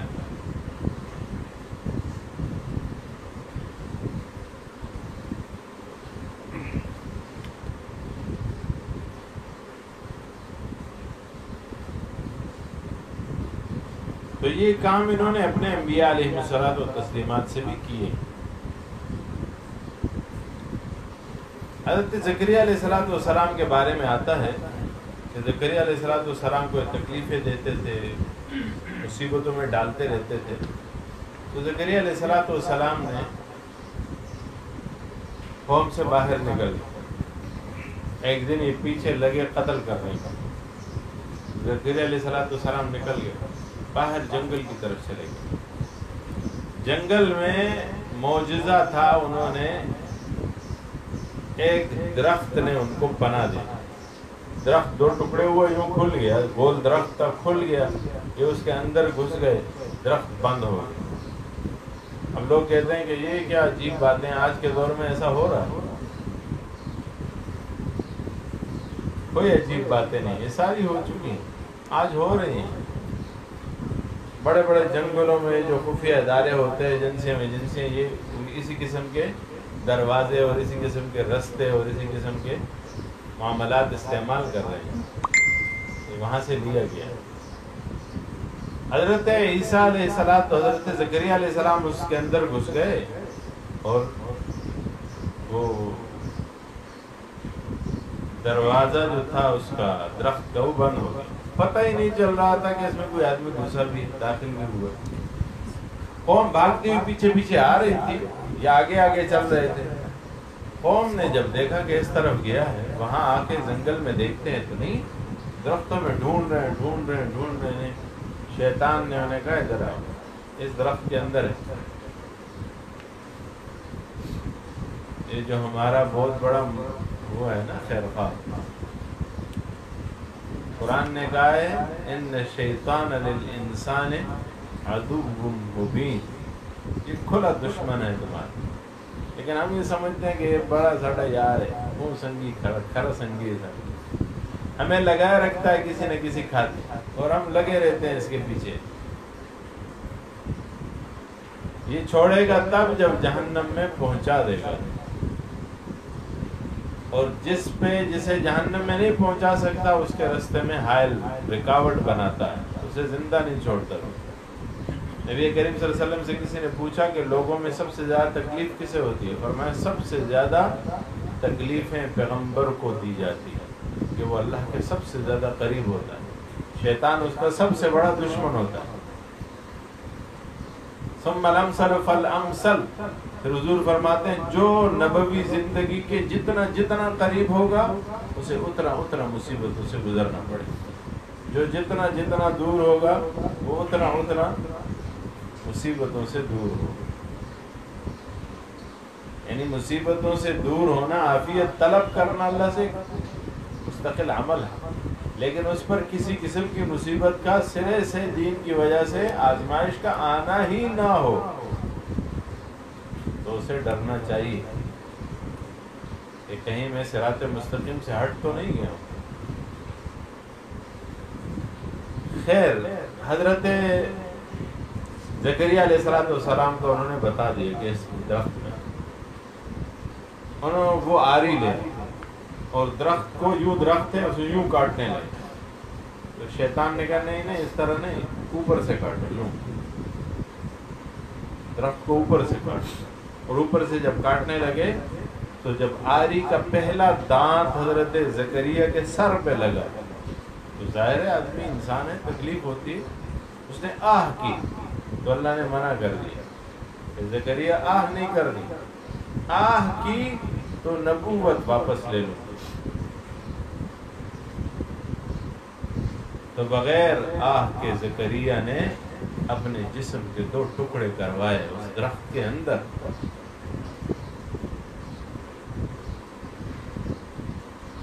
یہ کس نے کیا؟ ان بنی اسرائیل سے قتل کر دیا، درخت کے اندر قتل کر دیا۔ کئی پیغمبر تھے جن کے گلے گھونٹ کے انہوں نے قتل کر دیا۔ ایک پیغمبر کو انہوں نے کنویں میں بند کر دیا اور وہ کنویں میں بند رہا عرصے تک۔ ایک روایت میں کہ وہ فوت ہو گیا، بعد میں ہے کہ نہیں فوت نہیں ہوا، 30 دن بعد یا 40 دن بعد اسے باہر نکالا، باہر کیا۔ اسے ذکر کرتے ہیں استکبرتم ففریقا کذبتم، ایک گروہ کا تم نے انکار کیا، جھٹلایا، وفریقا تقتلون، اور ایک گروہ کو تم نے قتل کیا، طریقہ انکار۔ وقالوا، انہوں نے کہا، قلوبنا غلف، ہمارے دلوں پر غلاف ہے، بل لعنہم اللہ بکفرہم، انہوں نے کہا ہمارے دلوں پر غلاف ہے، تمہاری بات ہمارے دل کے اندر نہیں جاتی۔ اس کا ایک معنی کیا ہے کہ اس پہ پردہ چڑھا ہوا ہے، آپ کی بات پردے سے ٹکرا کے واپس سے انذرتہم ام لم تنذرہم لا یؤمنون، برابر بات ہے، سواء علیہم، انہیں ڈراؤ نہ ڈراؤ انہیں فرق نہیں پڑتا۔ تو یہ کہتے تھے قلوبنا غلف، ہمارے دلوں پہ غلاف چڑھے ہوئے ہیں. ایک معنی قلوبنا غلف، ہمارے دل میں تالا ہے، تالا لگا ہوا ہے. دروازہ کھلے، تالا کھلے گا تو دروازہ کھلے گا، دروازہ کھلے گا تو اندر جائے گا نا. تالا لگا ہوا ہے، دروازہ ہی بند ہے تو بات اندر کیسے جا سکتی؟ دونوں کا ایک ہی معنی ہے تقریباً، غلاف کا اور تالے کا. قلوبنا غلف، تیسرا معنی ہمارے دل بھرے ہوئے ہیں، بھرے ہوئے ہیں. ہمارے دلوں میں جگہ نہیں ہے. جیسے ایک برتن ہے، آپ اس میں گندم ڈال لیں، اب اس کے اوپر آپ لا کے اور گندم تو نہیں جائے گی اس کے اندر. کیوں نہیں جائے گی؟ اس وجہ سے کہ برتن تو بھرا ہوا ہے.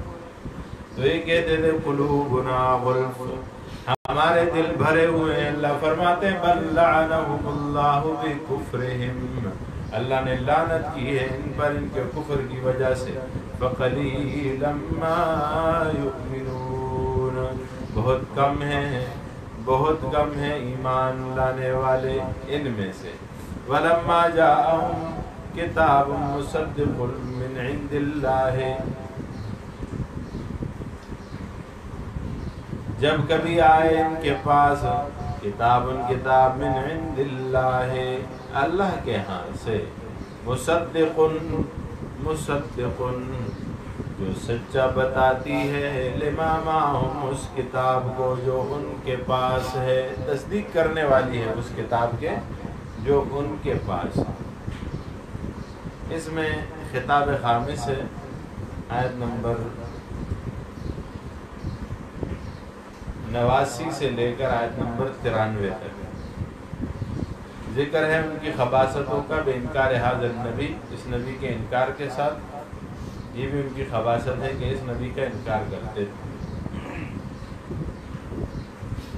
پھر مشترکاً ان کے خطابات کا تتمہ، دو زواجر کے ساتھ.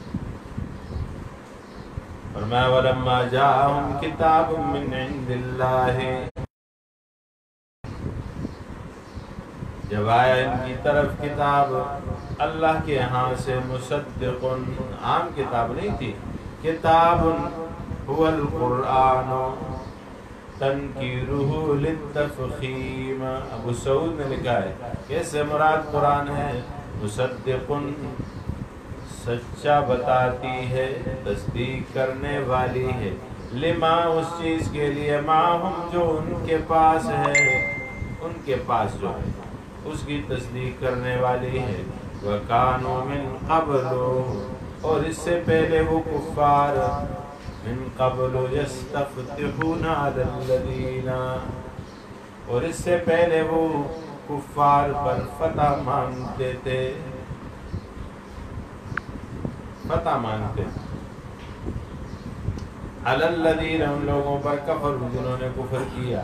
فلما جاءہم ما عرفوا کفروا بہ، بس جب آیا ان کے پاس ما وہ عرفوا، اسے پہچانتے تھے، کفروا بہ، اس کے ساتھ انکار کیا. فلعنت اللہ علی الکافرین، بس لعنت اللہ جل شانہ کی کافروں پر، لعنتاً دائما، ہمیشہ ہمیشہ کی لعنت ہے. شیخ الانصاف معنی کرتے ہیں وَكَانُوا مِن قَبْلُ يَسْتَفْتِحُونَ عَلَى الَّذِينَ كَفَرُوا فَلَمَّا جَاءَهُم مَّا عَرَفُوا كَفَرُوا بِهِ، پھر جب پہنچا ان کو جس کو پہچان رکھا تھا تو اس سے منکر ہو گئے. ان کی کتابوں میں تو حضور صلی اللہ علیہ وسلم کا ذکر تھا نا، جیسے اسے دیکھا تو پہچان لیا، لیکن پہچان ہو جانے کے باوجود بھی اس سے منکر ہو گئے. پھر جب پہنچا ان کو جس کو پہچان رکھا تھا تو اس سے منکر ہو گئے. کفروا بہ، منکر ہو گئے. فرمایا فلعنت اللہ علی الکافرین، سو لعنت ہے اللہ کی منکروں پر، انکار کرنے والوں پر. بئس ما اشتروا بہ انفسہم، بری چیز ہے وہ جس کے بدلے بیچا انہوں نے اپنے آپ کو. ان یکفروا، کہ منکر ہوئے، بما، اس چیز کے ساتھ، انزل اللہ، جو اللہ نے نازل کیا. بغیم بغیم، کیوں؟ ضد کی وجہ سے، ضد کی وجہ سے۔ بغین، مدارک نے لکھا ہے بغین وحسدن وحرصن علی الریاست، یہ حسد اور حرص کی وجہ سے اور بغاوت کی وجہ سے۔ بغین یہ مفعول لہو ہے، ضد پر، ضد پر، ان ینزل اللہ من فضلہ، کہ کیوں نازل کر دیتا ہے اللہ جل شانہ اس کے فضل کو، علی من یشاء من عبادہ، جسے چاہتا ہے اپنے بندوں میں سے۔ یہود تو آ کے آباد ہو گئے تھے مدینہ منورہ میں، اور یہ چاہتے تھے کہ ہم میں سے ہی کوئی نبی آخر الزمان پیدا ہو، اسی پہ وحی آئے، اسی پہ کتاب آئے، اسی کی لوگ اتباع کریں، ہم بھی صاحب منصب و صاحب مقام بن جائیں۔ یہ تھا نا، جب پیغمبر آیا باہر سے تو انہوں نے لگ گئی ضد، اوہو ہم میں سے تو آیا ہی نہیں، ہم اس کی اتباع کیوں کریں، ہم اس کا جھنڈا کیوں اٹھائیں، ہم اس کے پیچھے کیوں چلیں۔ یہ ضد ہے۔ لوگ احقاق حق اور ابطال باطل کے لیے نہیں لڑتے، اپنی انا کے لیے لڑتے ہیں، یہ بہت غلط بات ہے۔ اپنے لیے دعا مانگنی چاہیے، حدیث پاک میں دعا مانگیے، اللہم ارنا الحق حقا وارزقنا اتباعہ، اے اللہ مجھے حق دکھا اور مجھے حق کی اتباع نصیب کر۔ وارنا الباطل باطلا، اے اللہ ہمیں دکھا کہ فلاں چیز باطل ہے، سمجھا ہمیں، اور پھر اس سے ہمیں اجتناب کی توفیق عطا فرما، ارزقنا اجتنابا، ہمیں اس سے بچا۔ ہر وقت اللہ جل شانہ سے مانگنا چاہیے۔ تو ضد پہ کھڑے ہو کر حق سے منہ پھیرنا بہت غلط بات ہے۔ انہوں نے سامنے حق دیکھا تھا لیکن ضد پہ کھڑے ہو گئے۔ ابو جہل ضد پہ کھڑا تھا، اسے پتا تھا حضور آخری پیغمبر ہے۔ یہودی ضد پہ کھڑے تھے، انہیں پتا تھا کہ نبی کریم صلی اللہ علیہ وسلم آخری پیغمبر ہے، اور ان کی کتابوں میں اس کی علامات وغیرہ بھی تو موجود تھی۔ فرمایا فلما جاءہم، پھر جب پہنچا ان کو، ما عرفوا، جسے جانتے تھے، کفروا بہ، اس کا انکار کیا، منکر ہو گئے۔ فلعنت اللہ علی الکافرین، بس لعنت اللہ کی کافروں کے لیے، کافروں پر۔ بئس ما اشتروا بہ انفسہم، بہت برا ہے، بری چیز ہے وہ جس کے بدلے بیچا انہوں نے اپنے آپ کو۔ اے باعوا بہ انفسہم ان یکفروا بما انزل اللہ، هو ان یکفروا بما انزل اللہ، اس چیز کے ساتھ کہ انکار کریں، اس چیز کے ساتھ جو اللہ نے نازل کیا۔ کیوں انکار کریں؟ بغین، بغاوت کی وجہ سے، ضد کی وجہ سے۔ ان ینزل اللہ من فضلہ علی من یشاء، مولانا احمد علی لاہوری معنی کرتے ہیں کہ کیوں نازل کر دیتا اللہ اس کے فضل کو جس پہ چاہتا ہے، ہم پہ کیوں نہیں نازل کیے۔ شیخ الانسان معنی کرتے ہیں فباؤوا ان ینزل اللہ من فضلہ علی من یشاء، کہ اتارے اللہ نے، اللہ اپنے فضل سے جن پر چاہے، اس سے انہیں چڑھ ہے۔ فباؤوا بغضب علی غضب، شیخ الانسان معنی کرتے ہیں فباؤوا، سو کما لائے غصے پر غصہ۔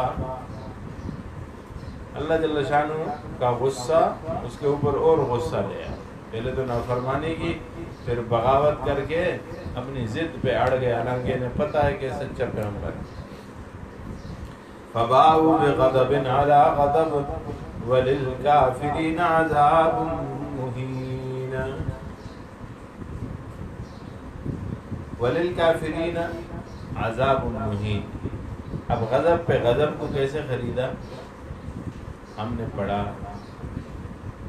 کہ پہلے انہیں پتا تھا کہ یہ پیغمبر ہے، کہ کتابوں میں آیا تھا، نہیں مانا، پھر جب بعد میں کہا گیا تو اپنی اس ضد پہ اڑ گئے۔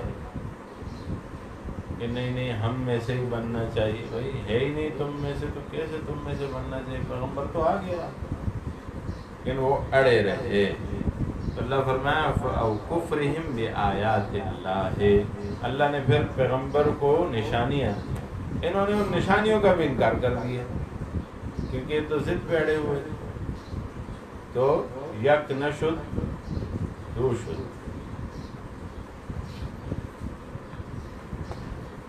وَلِلْكَافِرِينَ عَذَابٌ مُهِينٌ، اور کافروں کے لیے عذاب ذلت آمیز. تفسیر عثمانی میں شبیر احمد عثمانی رحمۃ اللہ علیہ فرماتے ہیں کہ اس سے ظاہر ہوتا ہے کہ اللہ جل شانہ سب کو عذاب جو دیتا ہے وہ ذلت کے لیے نہیں دیتا، بلکہ مسلمانوں کو بھی عذاب ہوگا.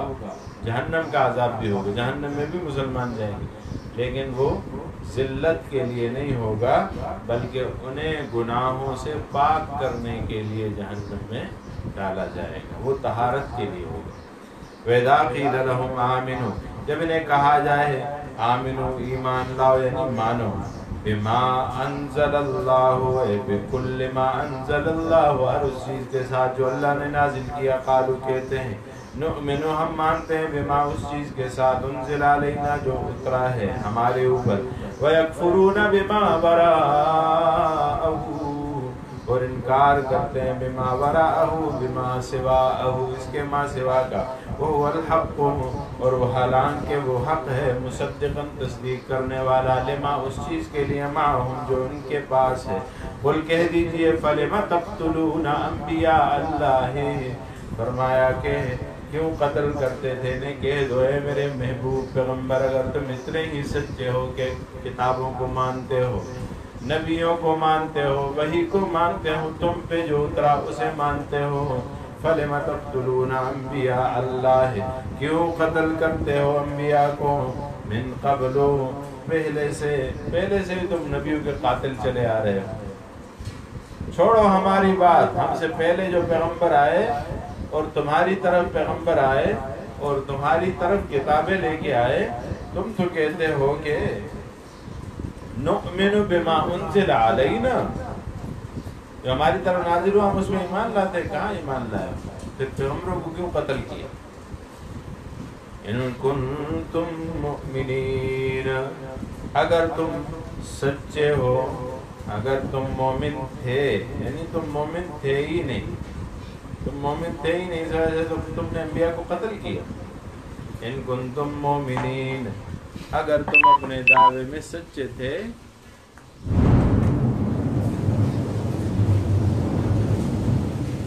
ان کنتم مؤمنین. وَلَقَدْ جَاءَكُمْ مُوسَى بِالْبَيِّنَاتِ، اور تحقیق آئے تمہارے پاس، لائے تمہارے پاس، اور آ چکا تمہارے پاس، لا چکا تمہارے پاس موسیٰ بالبینات واضح دلائل کے ساتھ. ثم اتخذتم العجل من بعدہ، پھر تم نے پکڑا بچھڑے کو اس کے بعد، من بعدہ اس کے بعد الہ بنایا خدا. وَأَنْتُمْ ظَالِمُونَ، اور تم ظالم ہو. اسی پہ اکتفا کرتے ہیں انشاءاللہ العزیز، آئندہ کا سبق کل پڑھیں گے. وآخر دعوائی الحمدللہ رب العالمین والعاقبۃ للمتقین والصلاۃ والسلام علی سید الرسل واشرف المرسلین محمد وعلی آلہ اجمعین واصحابہ الغر المیامین. ربنا لا تزغ قلوبنا بعد إذ هديتنا وهب لنا من لدنك رحمة إنك أنت الوهاب. اللهم اكرمنا ولا تهنا وآتنا ولا تحرمنا وذلنا ولا تنقص عنا. ربنا لا تؤاخذنا بسوء أعمالنا ولا تسلط علينا من لا يخافك فينا ولا يرحمنا. اللهم ذكرنا منه ما نسينا وعلمنا منه ما جهلنا وارزقنا تلاوته آناء الليل وأطراف النهار واجعله لنا حجة يا رب العالمين. اللهم احسن عاقبتنا في الامور كلها واجرنا من خزي الدنيا وعذاب الاخره. صلى الله تعالى على خير خلقه محمد وعلى اله واصحابه.